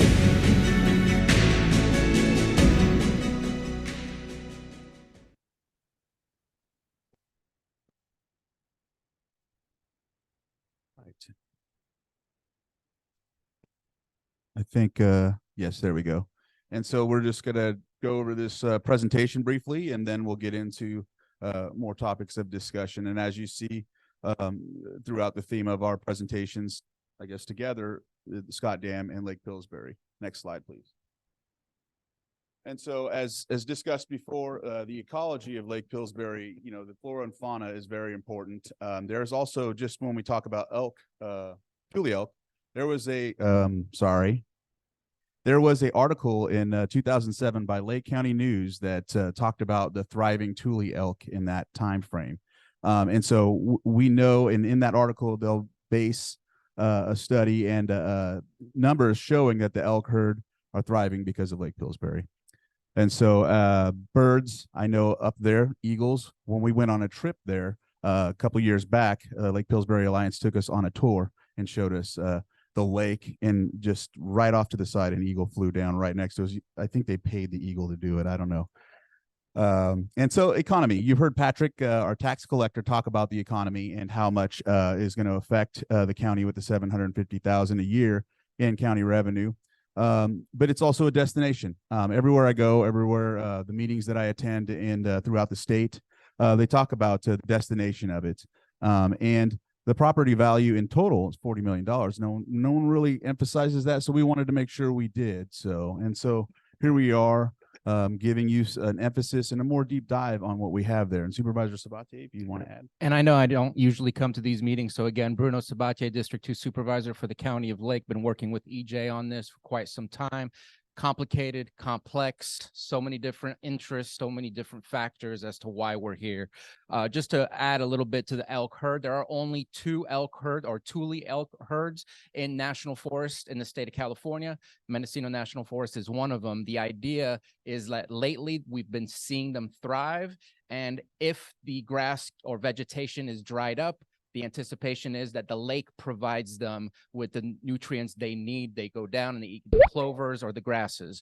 And so having that disappear and not knowing the hydrology of what will be left behind, especially in light of climate change, it is difficult to know what will happen to the Tule elk. So I appreciate that it was brought up earlier because, yes, it's an important facet of the area.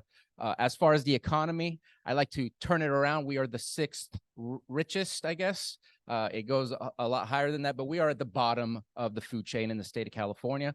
We're number 6 in our economy locally. This hurts at a level that may not hurt and impact other counties.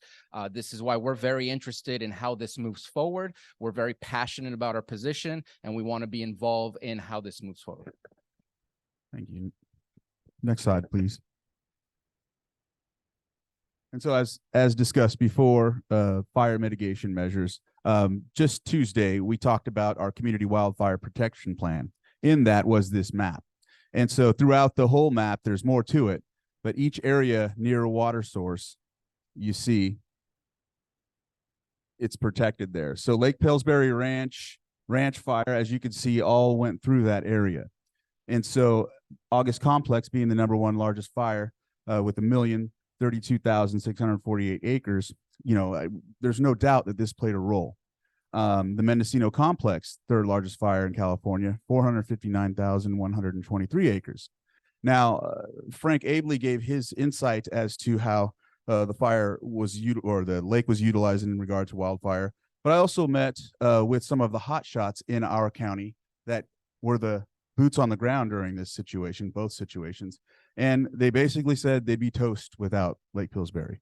And so when we talk about water sources for, wildfire mitigation, this is why we constantly bring this up, because if this water base is not there, the fuel will run right through Lake County all the way to the lake. And so that's just commonly what fuel does. And we're having a tough time as it is removing fuel, especially with PG&E, which is another aspect I won't get into, but they're out there trying to clear the lines and take down vegetation, and we're having our issues with that as well. Now we're talking about Scott Dam, where we're having issues with PG&E, who is the key player in this, and so I feel like at times the key player is saying what they're going to do, and we're left here kind of like having our differences, and so I don't like having differences with you, because I respect all of your positions. And so I just wanted to emphasize the PG&E thing. And just to remind everybody, the top 10 fires in the state of California are from 2012 on. We know climate change is going to get warmer. It's going to get more severe weather. We should anticipate to see more and more of these. Maybe it won't be so many trees that get burned, since trees take a while to grow back, but definitely brush is back within 5 years. We're seeing it in Lake County, that we're seeing the same burn scars burning over again because of the vegetation growth. And you can see kind of the buffer that lake provides. And I want to highlight something that was in the video, which is the court case about the fire retardant. If it ends up that we can't use fire retardant, what is available to us to be able to fight fires? This allows for a curtain of fire to continue either towards Lake County, towards Glenn County, towards Mendocino County. The water within the lake provides at least the ability to slow it down, prepare people to evacuate, and just help with the fire situation. This is a huge fire mitigation. Next slide, please. Oh, next slide, please. Sorry. Okay. And then water source, of course, in a different aspect, a different capacity, well access for homeowners and businesses. Agriculture, as said before, Potter Valley Farms, Russian River Farms, water utility districts, Sonoma Water, and South to Marin County. And so we emphasize that because we all know that we have to have some source of water, not just for fire mitigation, but for drinking and for agriculture. But we wanted to highlight and show that this basin right here, the headwaters, provides that initially from the snow caps. And so if you have anything to add. Zuba. Yeah, just all the things we're showing right now are the things that we feel benefits from our current status as it stands. It will continue on and evolve in the presentation. Next slide, please. Lake Pillsbury with the fish, Van Arsdale Chinook salmon. Go back to 1947. There's a number of 1,000, 96, 1750, and then 2012, upwards of 3,500 salmon. And these numbers come from PG&E, from the fish ladder. They provided those to us when we met with them.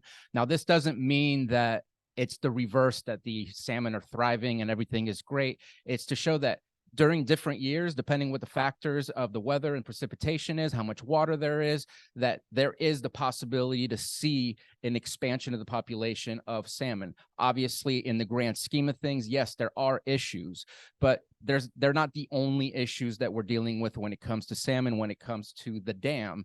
And I think we'll get to that to another slide, but some of that also on the other side of the dam is pike minnow. There are no salmonids. What are we going to do with that situation once there's not a barrier that separates the two? The cold water, there was just a letter submitted to FERC by Caltrout because the lake being so low due to the earthquake or seismic report that was provided saying it has potential dangers, opened up the floodwater so that it can lower the lake.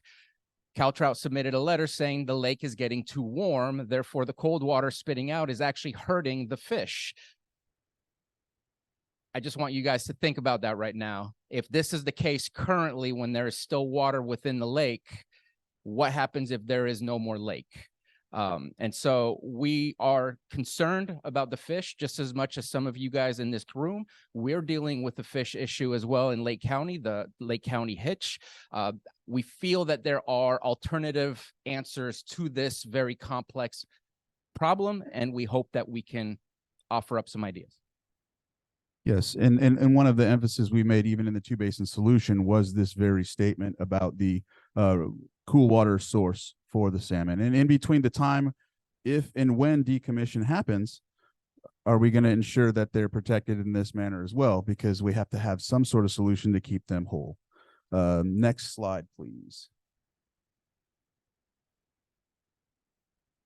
So I think, the golden question that everybody wants to know that we're when they ask us anything or when we talk about anything else is, well, it's going to happen. So if it happens, economy, we want to ensure that we have tax backfill. We want to have an economic plan for the future. We want, with our ecology, we want full restoration. You know, we talk about the Klamath and how that's, you know, a copy and paste, or they can just, we hear it all the time, and it's not similar. The perennial aspect of it is totally different. And so full cleanup. We want to see to ensure that the sediment is taken out in a healthy way and in a proper way. We don't want to be left with a mess. Fire mitigation, we've hit that drum enough, I know. And so, but we still want to have some sort of aspect because of that map that we gave you earlier. We want to make sure that we have something in place to ensure we're safe, or we have some line of defense, if you will. Water source. I don't know if you want to go into the water source. Sure, I can add to this. So obviously this mimics the bonuses of what we have currently. We're looking to have some sort of a balance of keeping what we have, but how do we do it in a different way? Economically, this is going to impact us. We would love if this gets decommissioned to look at Lake Pillsbury 2.0. How do we continue to make it the next destination after the fact? Ecology, really important to have that in the area, and want to make sure that we support them and respect them for what it is. Full cleanup is a bit of a issue in the PG&E filings that we've seen. We don't feel that they're looking hard enough or long enough to find out exactly what they need to do. We want to make sure that we get your support for all studies that need to be done to ensure that what's left behind is appropriate. We are adjacent to a national monument. We want to make sure that there is connectivity. The whole entire presentation is about interconnectivity. We are connected to you in ways that I was not aware until I really started to look at what Lake Pillsbury does. I have family in Sonoma Valley. Their water comes from Potter Valley District. I used to live in Marin County. Their water come from, not all of it, but some of it from Potter Valley. There is so much connectiveness between all of us, the food we eat, things like that, our farmers, that we have to recognize what potential impacts will occur, and do we know what those impacts are. We have the chance to provide FERC with ideas of what to study to ensure we don't make a mistake, or if we choose to move forward, that we're moving forward in the right ways. And so we want to make sure that you still receive your water source. It's important in those areas. We want to make sure that if we open up the dam, that the fish actually have a place to go. Maybe maybe the fish don't have the upstream access that we think they do when we have eyewitness testimony that these creeks and streams are dry towards the end of the year, especially during spawning season. So let's make sure that we do the right thing and prepare to make it right. All right. Next slide, please. So climate change, this is one of the big topic. And for us, we want to make sure that we hit this as well, because we're all affected by it. And there's some people that may have difference of opinions, but bottom line is we are in a drought. There's no water inflow. There won't be water inflow with this situation taking place. Limited diversion flows. Drought impacts are going to be heavy. It's going to prevent greater we want to ensure we prevent greater emergencies. And I understand that there's other initiatives going forward, but at the same time, this is right here. This is in place. We see in one aspect that there's groups that want to position to, and they have to. This is the way they have to represent their areas and responsibilities. But at the same time, taking down and decommissioning something and then spending other funding to do the very same thing, but at a lower rate or at a smaller impact. Flooding, no barrier storage of water prevents greater emergencies as well. And then with the fish, the ocean issues right now are preventing the fish from thriving as it is. And I'll let you go further into that. So I'm really passionate about this slide. I really don't care if you think it's human-made or not. The fact is, we are seeing more severe weather. We are seeing warmer temperatures. Our firefighters are saying that our fire season is longer by 75 days. That has to do with heat and dryness and humidity. We are seeing things that we have not experienced in the past. We have farmers in Lake County where now they're picking grapes at night because it's too hot when they pick their grapes, or their grapes go bad during harvest. We have farmers who are doing studies to figure out how to do the same grapes and the same wine with less water and more heat, but still get the same outcomes. Those studies are being done because it's very real what we're experiencing. Let's not fight about why we're experiencing it. It's happening. And so what happens if there's no dam and there's no water? In my mind, the scariest thought is a dry Eel River. That means that our farmers are screwed. That means that our water districts will have to allocate a certain amount of water to the people who are using the water. That affects a whole lot of people. So if we're going to get rid of one and have the potential impacts, there could only be the appropriate response, which is to create another body of water to store it somewhere else. How does that make financial sense to pay to destroy, pay to rebuild, and pay to maintain, rather than figure out how is it that we can work together for what we have currently to make it work for the fish, to continue making it work for the farmers, to continue making it work for the water utility districts, and to not destroy one community that currently enjoys what they have and impact a new community where we're going to have to build something else. I just feel like we don't have enough information, and what is happening is very real, and allocation of water is happening more and more throughout the entire nation. Look what's happening in New Orleans. It's a perfect example. We are going to have to do unnatural solutions to fix what we're dealing with climate change. They're putting pipelines to bring fresh water to a new place in order for New Orleans to continue to have fresh water. That is not a natural way of fixing that. It's going to be difficult. We have to work together. All right, next slide, please. That's okay. And so somebody said cost analysis. I think it was Frank and Carol that said cost analysis. What is the true cost analysis of what we have today, fixing that versus creating a whole new system? We've created a system where entire communities have grown and developed based on this system.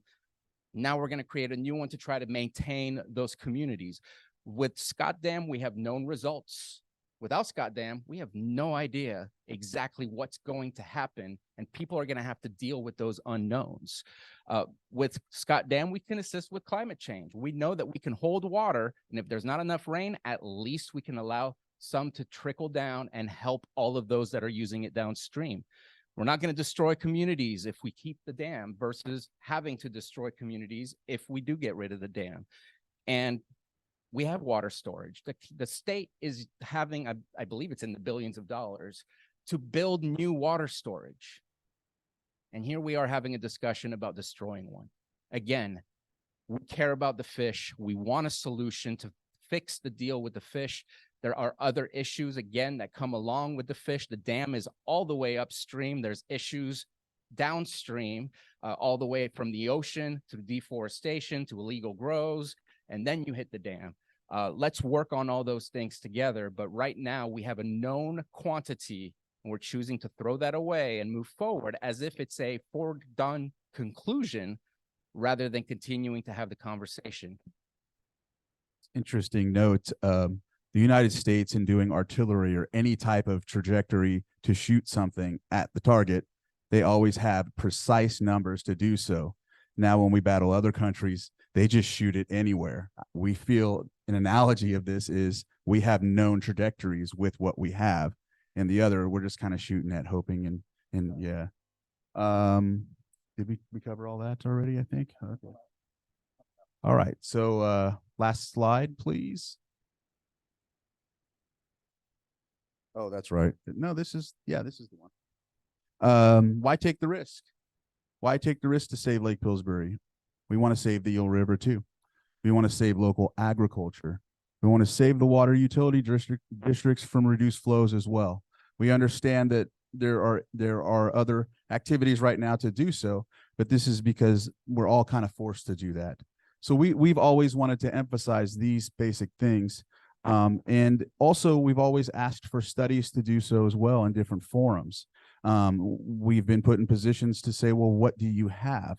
Well, we've been trying to be a part of this, and we're here now. And so we're just giving you this emphasis. We understand and have given a letter to Congressman Thompson to show what impacts and what the impact's going to prevent or push us to have to go to if decommissioning happens. And we gave those 6 items of what we would like to see if decommissioning takes place. But we like emphasizing that we have something in place now. We would like to see for it take some time to allow us to find some other analysis to see how the cost differs from each scenario. There was a report that was done. I don't even remember what the group was called. They went from the Eel Russian River to, I believe it was called the NOI with Congressman Huffman, to this group, Russian River Forum. But in the NOI, there was a report where the conclusion of the report is it may not meet the 2 basin solution if we move forward as we're moving forward. And I got to question, why are we moving forward if neither basin may actually benefit from moving forward the way we are? Again, looking for your support to ensure that studies are done, to know exactly what's going to happen. There are 600,000 people plus that could be impacted by making the wrong decision to continue to move as we are. We do not have all the data. There are a lot of unknowns. People's lives are at stake and will be impacted in a very grave way. Let's make sure we get the numbers. Let's make sure we know what we're doing, rather than just thinking it feels good or that it's right. Let's get a better understanding through the science. We know that in the past, there have been negative numbers of inflows, meaning there's more leaving the lake than there is coming in. What does that look like when we don't have a dam there? We want you to support us on the reports. We know right now we can't deviate and say, okay, time out, we're just not going to take the dam out. We know that right now what the momentum is, but there's still chances to make studies. There's still chances to pivot and decide there might be a better way. Lake County is here to please look at those things. Help us make sure we know what we're doing. Whatever the results of those studies are, we will take those, but they're not there yet. We don't have the answers yet. And until we do, none of us should make a decision to impact that many lives, not knowing 100% sure that it's going to be perfect. It's going to be right. And we can do that. We can work together. We can work with FERC. Now, I'm going to say something that my peer might get mad at me. We've struggled as a county to be heard. We struggled with the NOI. Lake Pillsbury is in Lake County. We don't own it, but it is in Lake County. Yet we were refused a spot on the table to discuss the NOI's goals and final decisions. That hurt. I don't know if you know that we've done that in the past to specific people, but that hurt, and we should learn from the past that that should never be done again. Really happy that we've got the opportunity to speak to you and be heard today. But this group doesn't always feel safe in the sense that we can't speak freely. We got people doing lawsuits who are part of this group, not telling the group that things are happening. We're meeting with people in the group, press releases are happening without us knowing that this is what's being planned and being done. If we're going to be a group and we're going to work on this, and if this issue is very much related to climate change, which I believe it is, shouldn't we try to lead by example to show this is how we're going to combat climate change, is in this room with open and safe conversations to figure out how we're going to solve a problem rather than doing stuff behind our backs and secretly because my interest is greater than yours? We have to do better.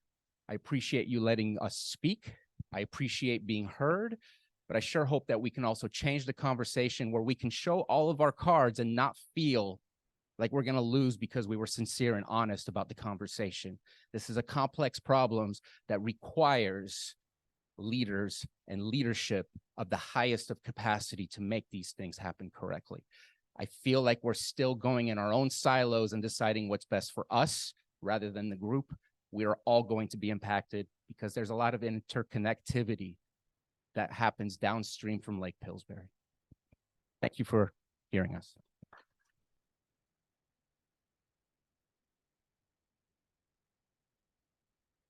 Okay. Thank you, Frank. Thank you, Carol. Thank you, Supervisors Crandall and Spatier, for the presentations and a lot of really helpful information. I want to make sure we have time for public comment. Can I get a show of hands of who in the public is interested in providing public comment? So we're not going to do it now, but I just want to make sure we allocate time. Okay, Denise. So you all are planning group members, so you can let's have you talk before we get to public comment, if that makes sense. So we usually reserve that for members of the public, but I want to make sure we get your input. Is there anyone else that is interested in public comment? I just want to back into, so looks like we might have a few, but not too many. Okay. And one, yes, sir. Yeah. Yeah, I think if you have input, but let's make sure we get it. We'll do that right before public comment. Does that make sense? Okay. Well, we'll fit it in. But okay, so I think we got a sense. So let's just we'd like to just open it up for questions for any. I mean, I think we heard some requests for any responses or reactions to the information that we were given. Okay, so why don't we go to Guinness, and then Denise, and then Andy and Vivian, and then Mike. Thank you. First of all, I'd like to say that it's good that Lake County had a chance to speak. I've been coming to ad hoc meetings, it seems like, since I was young. And in this room, I saw our congressman describe the people from Lake County who wanted to speak as being disruptive. And I saw them ushered out of the meeting and couldn't even be at the damn meeting. So it's wonderful now that they have a chance to say their piece. Lake County may be pretty poor financially, but they got a couple of supervisors that can really speak. I appreciate you guys. I think a lot of the meekly going down the road of taking down Lake Pillsbury's dam is a little woke. I think the phony studies that PG&E, the incomplete studies, which they even admitted are incomplete, are being used as an excuse to push FERC and the Division of Safety of Dams into this phony position. I think the people that blame Lake Pillsbury and the project for the dearth of fishing are wrong. They have this religious zealot approach that nothing is going to be saved unless Pillsbury is gone. The phony study about the number 200 miles of spawning streams upstream, they're 27 miles. That's about it. And you compare 27 miles to the 9,100 miles total in the Eel River system, it's a small percentage and the game is not worth that candle. They haven't proved their point. And I would recommend to everybody's attention a wonderful film that ironically was mostly funded by Cal Trout called A River's Last Chance. It's about an hour and 7-minute long film that goes through multiple reasons why the salmon counts are down. And it's on Amazon. You don't have to look for it. Just go to Amazon like you would Netflix, and it's there. That's all I have to say. Thank you, Guinness. Let's go to Denise. Hi, I'm Denise Woods with the Mendocino County RCD. Actually, I'm alternate and my primary is online. So I'm more or less asking as a member of the public. This is not an on the record sort of question. Thank you for your presentation from Lake County. I think I've been wondering, and this is going to sound terribly naive, but why it is that PG&E doesn't have to pay to make the county and the community whole. How it is that they can just pull out and leave behind, at the very least, the economy financially and the property values and so forth, if not also, of course, the water supply and fire. I don't understand, just as a regular person, how it is that PG&E can just decide to slink away from an entire community and not be required to make them whole. It's a rhetorical question, maybe. I don't know if there's an answer, but that's where I'm coming from as a newcomer to this whole thing. Thank you. Thanks, Denise. I don't know if anyone or Lake County friends want to respond to that, or others have thoughts. So we definitely all know the power of PG&E. A lot of this comes down to FERC and some of their decisions. PG&E is going to do everything they can to bypass. Currently, they are doing a rate increase, a general rate increase, a GRC over at CPUC, to collect about $50 million a year extra from its customers for decommissioning, not just for this dam, but for other decommissioning projects they're doing. I believe it's over the course of 3 or 4 years. So that's the amount of money they're trying to pull from our pockets in order to do the least possible in the dam area. FERC will provide some guidance as far as what that needs to be and what that needs to look like. We are a party to the FERC proceedings. We are trying to do our best to have our voices heard over there. But I would just say, I think we forgave PG&E $20 million in fines. They get away with whatever they want. They've destroyed entire communities, and they do their best with their lawyers to slow everything down and make sure that they get the benefit. They're also one of our issues that we're concerned with, and I hope everybody here should be concerned with, is their transfer to Pacific Generation. Does that come with a decrease in liability so that they can kind of sneak away as PG&E and leave it for something else? Liabilities get split up. We don't know, but we're definitely concerned on that process. But right now, I believe the GRC is to provide Pacific Generation the decommissioning funds to be able to make things happen. I'd love to know what the bonuses are for those CEOs during that part. Can I just add one more thing I didn't get to mention in the presentation? I used to be the tribal chair of Robinson Rancheria.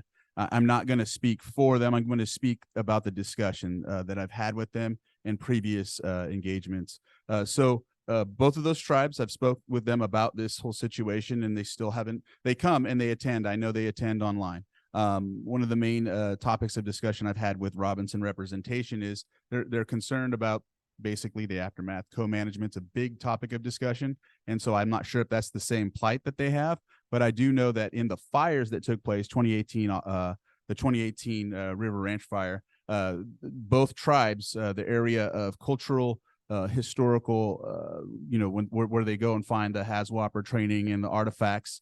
That was their area. I know that also Potter Valley's tribe is nearby, but I don't want to speak for their county either because I don't really engage with them as much. But I do know when I was the chair, Robinson and Upper Lake would go up and find the artifacts, tag them, send them, make notes of them. I know that's the area of responsibility. Doesn't mean it's necessarily the area of historical value. I know there's different linguistic maps that show that, which still is a micro aspect of the historical tribal area and livelihood of our ancestors. So I just wanted to add that and go from there.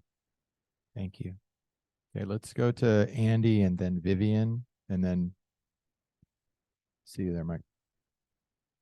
Andy's my alternate, so I'm going to speak first. I really appreciate your presentation today. It covers a lot of questions and concerns that may not have been or weren't addressed in earlier conversations, and everybody needs to be part of this conversation. You brought up a lot of really good points. So PG&E as a private property owner of the Potter Valley project, which has been a money loser for them for a long time, and the newly defined seismic issues that they're facing. I'm sure you've seen the inundation maps of what 65 would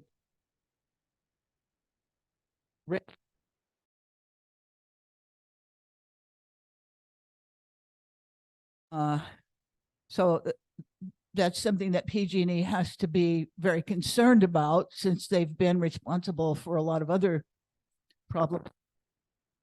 I'll put that mildly.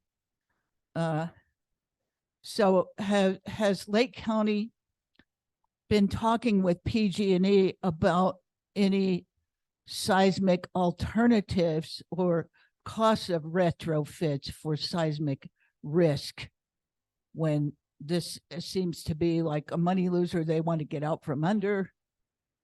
And just text to that with the, there are numerous issues for salmon recovery in the eel system, and CalTrout is developing a full basin restoration plan. They had a Eel River Forum presentation on their progress on that yesterday, which you can see online on the CalTrout website. There's slides and things of how that's coming along, and which who's at the table there helping define what needs to be done throughout the basin. And so to add further context, the water diversion to the Russian River has been limited in recent years by the seismic lowering, by the drought, and people have had to adapt to less water in both basins. And we're probably all going to need to continue to adapt to that. And it's pretty rough for everybody. We're completely closed for salmon. There's no tribal fishery for salmon or sport, with the Eel River being like the third largest salmon producing river in California after the Klamath Trinity system and the Sacramento San Joaquin system and the Eel River system. We've had fishing closed in the ocean off of the Eel River for about 35 years now, for commercial and very limited sport. And that was a really valuable fishery for numerous ports up and down the coast, including Fort Bragg in Mendocino County, where I used to fish out of years ago when we were throwing them over both shoulders. I'll go back to my question, which is, has Lake County engaged PG&E about the cost of seismic retrofit or other alternatives? Thank you for listening.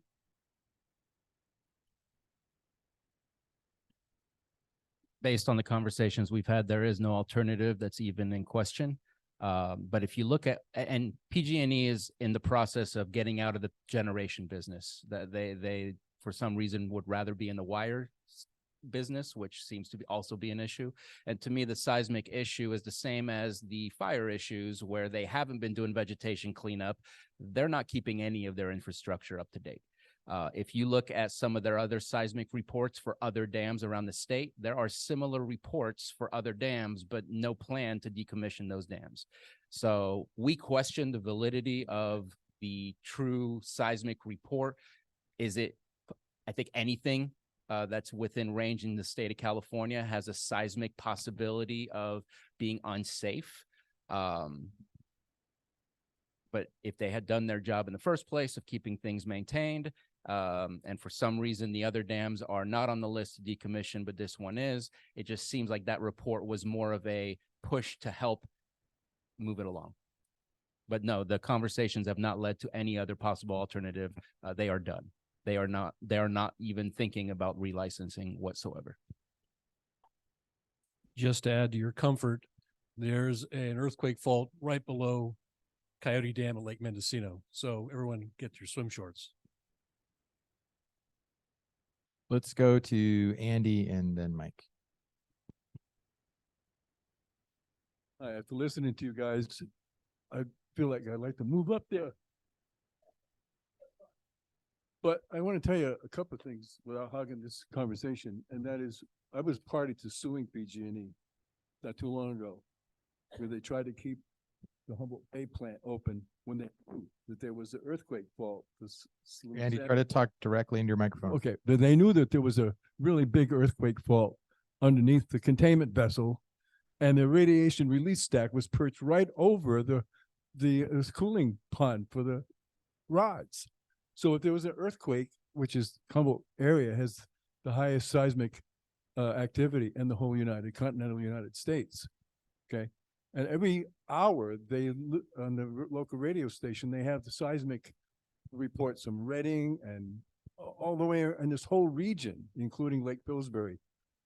And another thing is, I worked with concrete for a long time and rebar and so on. It has a lifespan. That stuff that they poured 100+ years ago is really old, okay? And it's in probably the most active area around. If you look under the Bartlett Fault, it's underneath that plant. It's a really big fault. And the USGS, not PG&E, USGS has claimed that it's a real mega thrust fault, which means it will multiply the effect. So a 6 point whatever will be like a 9 in its impact. And I live on the lower end of the eel, okay?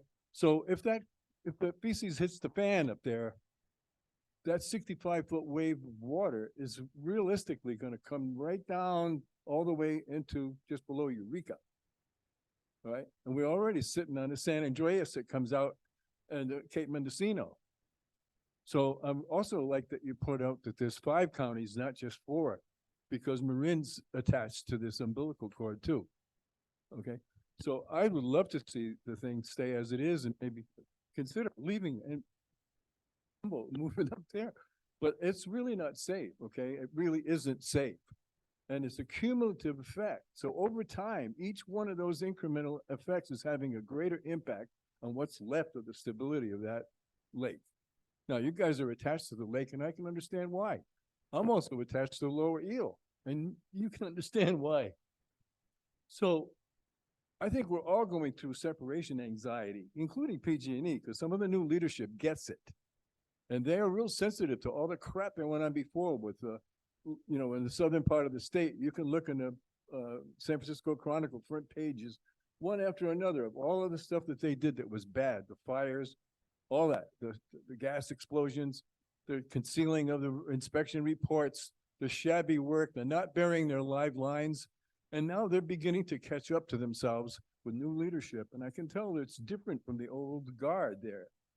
Patty Pope and those people are truly trying to grasp what's going on. But they're a utility that's a public utility.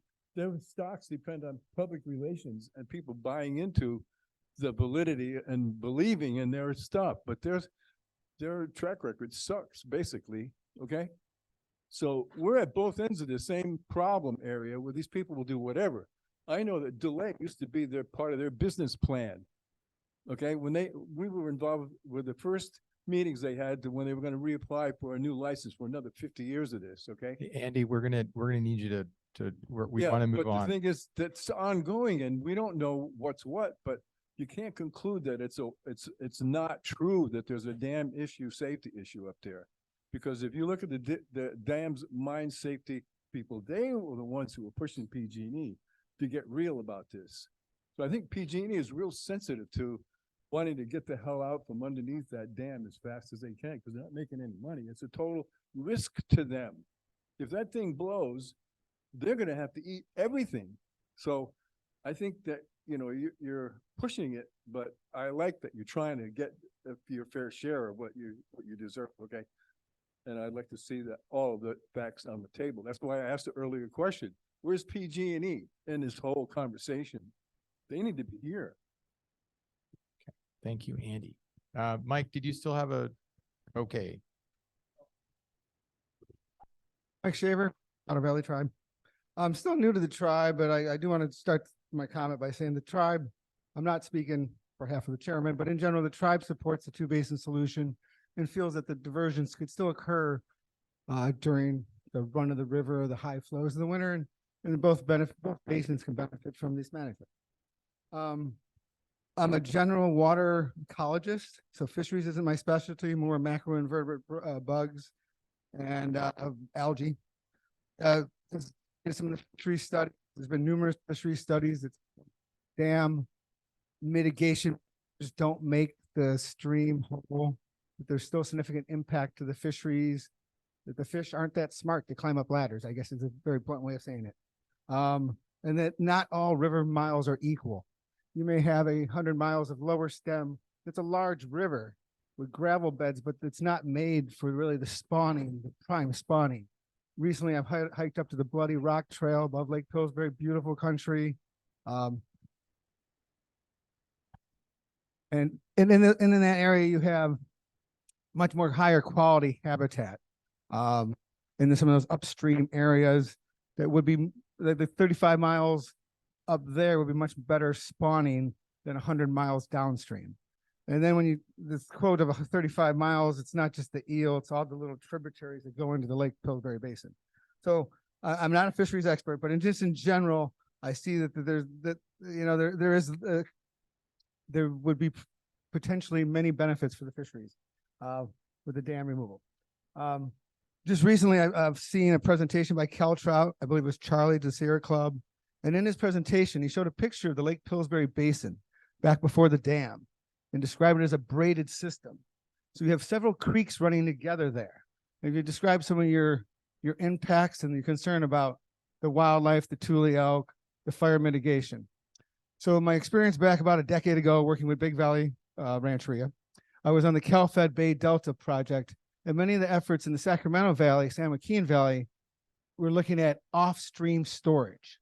So they had the same issues with salmonoids in those watersheds, and they had the water storage. So instead of having dams in the main stream, they would put those off to the side. So in Lake Pillsbury Basin, I think you have the opportunity to have several off-stream storage spots possibly.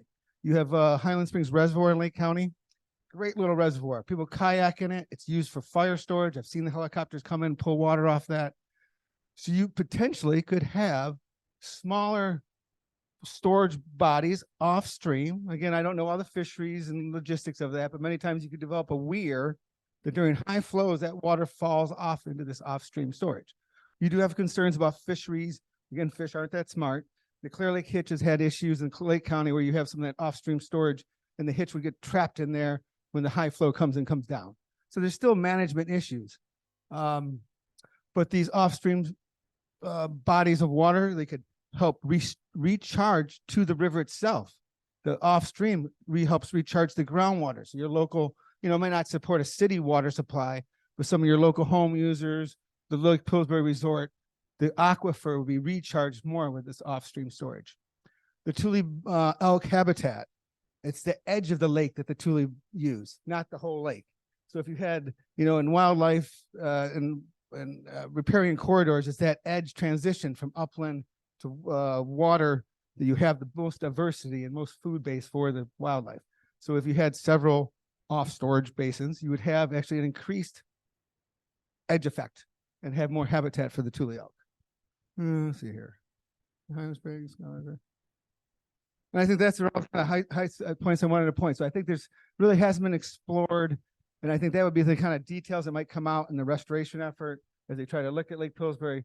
But I just want to bring those up, the things you could advocate that might meet some of your needs for fire storage and recreation. A lot of people go out in kayaks and those paddleboard things. You might not have the large jet skis, or the water skiing might be difficult. But as you see at Lake Pillsbury, at Highland Springs Reservoir, it's very active in the summer. It's hard to get a parking spot there from recreators. So thanks again for coming today. I'm a Lake County resident, and I hope to see success in how we switch this over. Okay, thank you, Mike. I see Kathy online has her hand up. Go ahead, Kathy. Okay, I think I unmuted. Yeah, I'm very impressed with the conversation that's been happening. I'm very glad that Lake Pillsbury and Lake County have been able to present what their concerns are. They're really valid. I do think the seismic thing is very valid. I do think PG&E has been remiss in so many areas, but they should be made to pay as much as possible for restoration. I'm with the Mendocino County Resource Conservation District, and I talked to my fisheries person in terms of what would be involved with, if the dam was removed, it would be a huge ecological restoration project, both above, at the dam itself, above the dam, and below. That would require a lot of assessment of the habitat currently and historically. I was just interested to hear that they do have pictures that show what it was like before the dam was put in. And all those things are going to have to be pulled together to figure out what to do if this happens. So anyhow, thank you very much for arranging this conversation. Thanks, Kathy. Carol, why don't you go ahead? And then I think I saw Glenn, and then I would like to move us on after that. Right. I just wanted to back up a little bit to the dam seismic issue. The report, as I understand it, the Gannett report that came out showed a change in Scott Dam from a satisfactory condition to fair. And that's from by the rating by the Department of Safety of Dams. A fair rating from the Division of Safety in Dams is now, it's described as not existing dam safety deficiencies are recognized for normal operating conditions. Rare or extreme hydrologic or seismic events may result in some dam deficiency. The preliminary report came out and changed them from satisfactory to fair, but there is a continued report or analysis that's going on currently. So I think it's premature to just jump to it. It's unsafe. We don't know that yet. So I just wanted to clarify that. Thank you, Carol. And we're all for refurbishment of the dam safety, modernize, do what you have to do to save it. Thank you, Carol. I see Glenn's hand. John Almeida, I also see your hand, and we'll get to you during public comment. So go ahead, Glenn. Can you hear me? Yeah, go ahead. Great. First comments on the first part of the discussion. I keep hearing this phrase with regard to in-stream flows in the eel, what the agencies will require. What that means is that nymphs will require sufficient water to prevent extinction. That is all that they will require. That is not enough to promote restoration. We want and need optimum flows there. And that is likely to be, in fact, certainly going to be a greater in-stream flow than minimum in-stream flows that are being provided under the ESA. Number two is I still don't hear any discussion about how Russian river interests will pay Eel River interests for the use of the water that they take, and that is money that needs to be put into Eel River restoration and habitat restoration. There's no mention of that. That needs to be discussed. If there's going to be a viable agreement to continue a diversion, there has to be a payment that goes into Eel River restoration. Fair value of the water is only fair. As to the Lake Pillsbury presentation, thank you very much for that. I want to point out that we've been very much involved in the Klamath restoration. I sit on the KIRC, which is the corporation that is managing that dam removal. I've also was fire marshal for my local district in Mendocino County for some years, so I'm aware of the fire hazard issues. There are a number of cases, a number of the same issues, many of the same issues that are being resolved and successfully resolved in the Klamath. That is a good model. Yes, there are differences, but those models are still there, particularly noting that the emergent lands, the lands under the lake, will belong to the state of California, and they will be used for recreational purposes and can be used for recreational purposes. You need a plan in place, you need funding, but at the end of the road with the dam removals in the Klamath, the restoration of the land there and the additional recreational opportunities will bring more recreational dollars to the region than currently exist. You can do the same thing with Lake Pillsbury. You need a plan, start getting on it, and remember that somebody is going to own those lands. It will be the state, and they need to use those for public purposes. Second is the fire risk mitigation plan in the Klamath is a good model. There are some differences, but there are many similarities.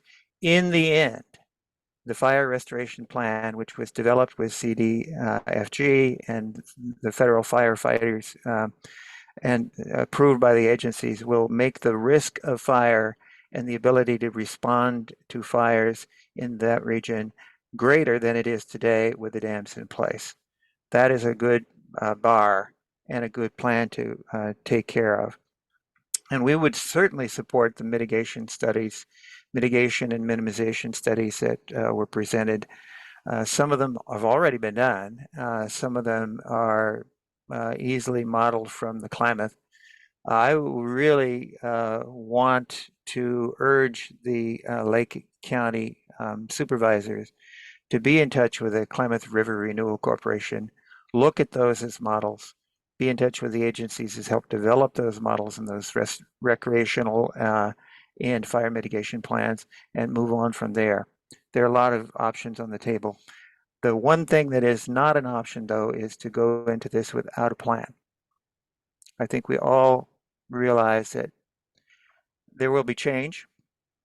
Much of that change will be inevitable. The dam that we're talking about is almost twice the age of the average life expectancy of dams in the U.S., according to the Army Corps of Engineers. It is an obsolete dam. It is failing, but there are a lot of ways of replacing its benefits in terms of other options, and we would support those mitigation studies. Thank you. Okay, thank you, Glenn. Okay, I'm going to move us on to, oh, sorry, I didn't see you there. Go ahead, Supervisor Crandall. Sure. You know, I can empathize as a Native American being part of a member tribe of being made whole. As to the discussion about the Eel River being paid by Russian River or something like that.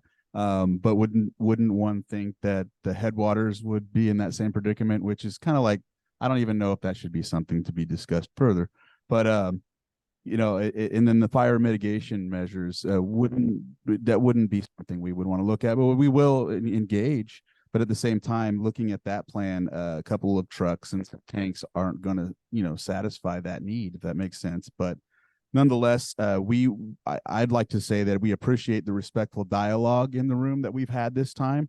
This has been something that we're not used to. We're usually put on the defensive, and that's not the case here. The solutions that were brought forward, I know that I appreciate them. What you had said, Mr. Shaver, and even what you said, Vivian. A lot of the statements that were made are really something that's making us think, rather than being defensive and saying, like, what are we going to do? You know, like the seismic. I know that topic of discussion. We've asked questions to PG&E. They took us on a tour, and it was very, I guess, limited in what we could talk about. And so a lot of questions we asked were very vague and all of that, as you probably would guess, right? So again, thank you for the dialogue. Thank you for the opportunity. And we appreciate having the chance to speak to you all about this. And I know we will all still move forward in an amicable way and do what we can to get what we need in every aspect in regard to whatever hat PG&E decides to throw, because they just basically threw the piece of meat on the ground and are expecting everyone to fight over it, right? So thank you. Okay, and thanks everyone again for your presentation. It's great information. All right, I'm going to move us to public comment. I would just invite folks who are on the Zoom to raise your hand if you'd like to provide a public comment. Why don't we start with John Almeida? John, go ahead.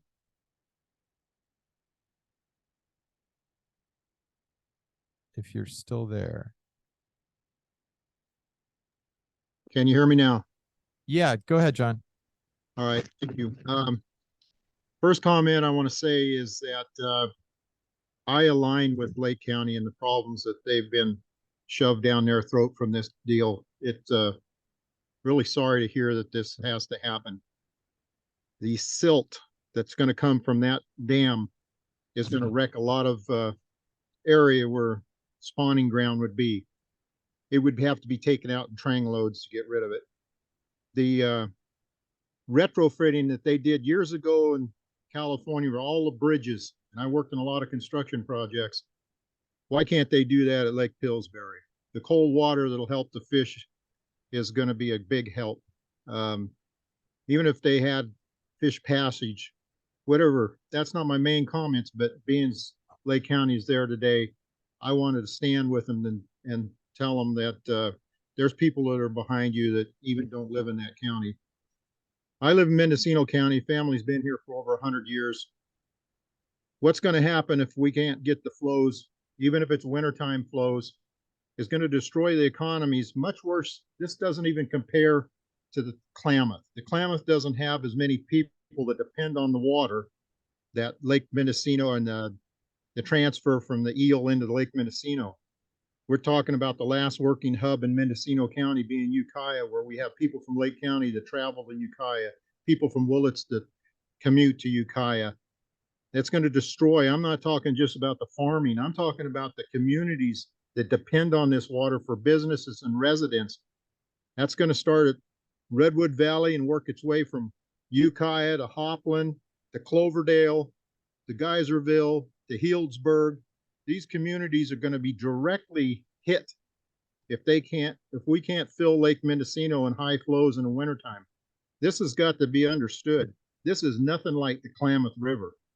The Klamath River ends in Del Norte County, and they don't provide the water to the number of people that are going to need it in the communities, and the economic is going to destroy Mendocino County even worse than Sonoma County. This is unbelievable, the short-sightedness of the environmental community to understand this. I propose that the environmental community is so serious about fish passage that they work on taking out Ruth Lake and see how Eureka and Arcata will respond to that. That's their water supply, and that's in their backyard. If they're coming down into our counties and trying to destroy our life for their own benefit, when I do believe that there's ways to keep the fish, as McGinnis said, watch that A River's Last Chance documentary, and you'll understand there's two items that has caused the problem with the fish, and that's the illegal dope grows, which were worse than the logging ever did, and the other one is the squawfish that's destroying the habitat it's destroying the juvenile salmon. These are the big issues. Retrofitting can be done to that dam to bring it up to modern specs, just like it was done to bridges all over California. Let's look at this a little deeper before we destroy everybody's habitat, including human beings. Thank you. Okay, thank you, John. Holly Smith? Hello, can you hear me? Yep, go ahead, Holly. Okay, so I just wondered what part of the group, I'm not really sure which planning group or whatever, is looking at what happens if the diversion plan falls apart, meaning, they keep moving along, but no funding ever comes to maintain that project. I mean, they've got the tunnel, They've got whatever pumps and mechanisms, that have to pump into the tunnel. All of that infrastructure is going to need funding. And what happens if that funding doesn't materialize? All right. Thanks, Holly. Okay. I think that's everyone who's online. I think we've got a hand in the back, Jim. I think let's take public comments in the room and then we'll wrap up. We should have you out of here on time. Good afternoon, folks. My name is Ray Tote. I am a full-time resident of Lake Pillsbury. Thank you, Frank, Carol, and supervisors for your presentation. I can only agree the utmost with everything that they've said. I have seen both fires up there. I have lived through both fires up there. I see the recreation value. I see the existing wildlife. I live it. It's my lifestyle. So one thing I would love to just everyone to remember, the reason that dam was put up to begin with is there was no seasonal flow. So without that dam, I live on Salmon Creek. Right now, it's the third largest watershed that feeds Pillsbury, and it is bone dry. Thank you. Okay, thank you, sir. Any additional public comments? Okay, let's, Henry, if we could just go to our last slide and then we'll wrap up.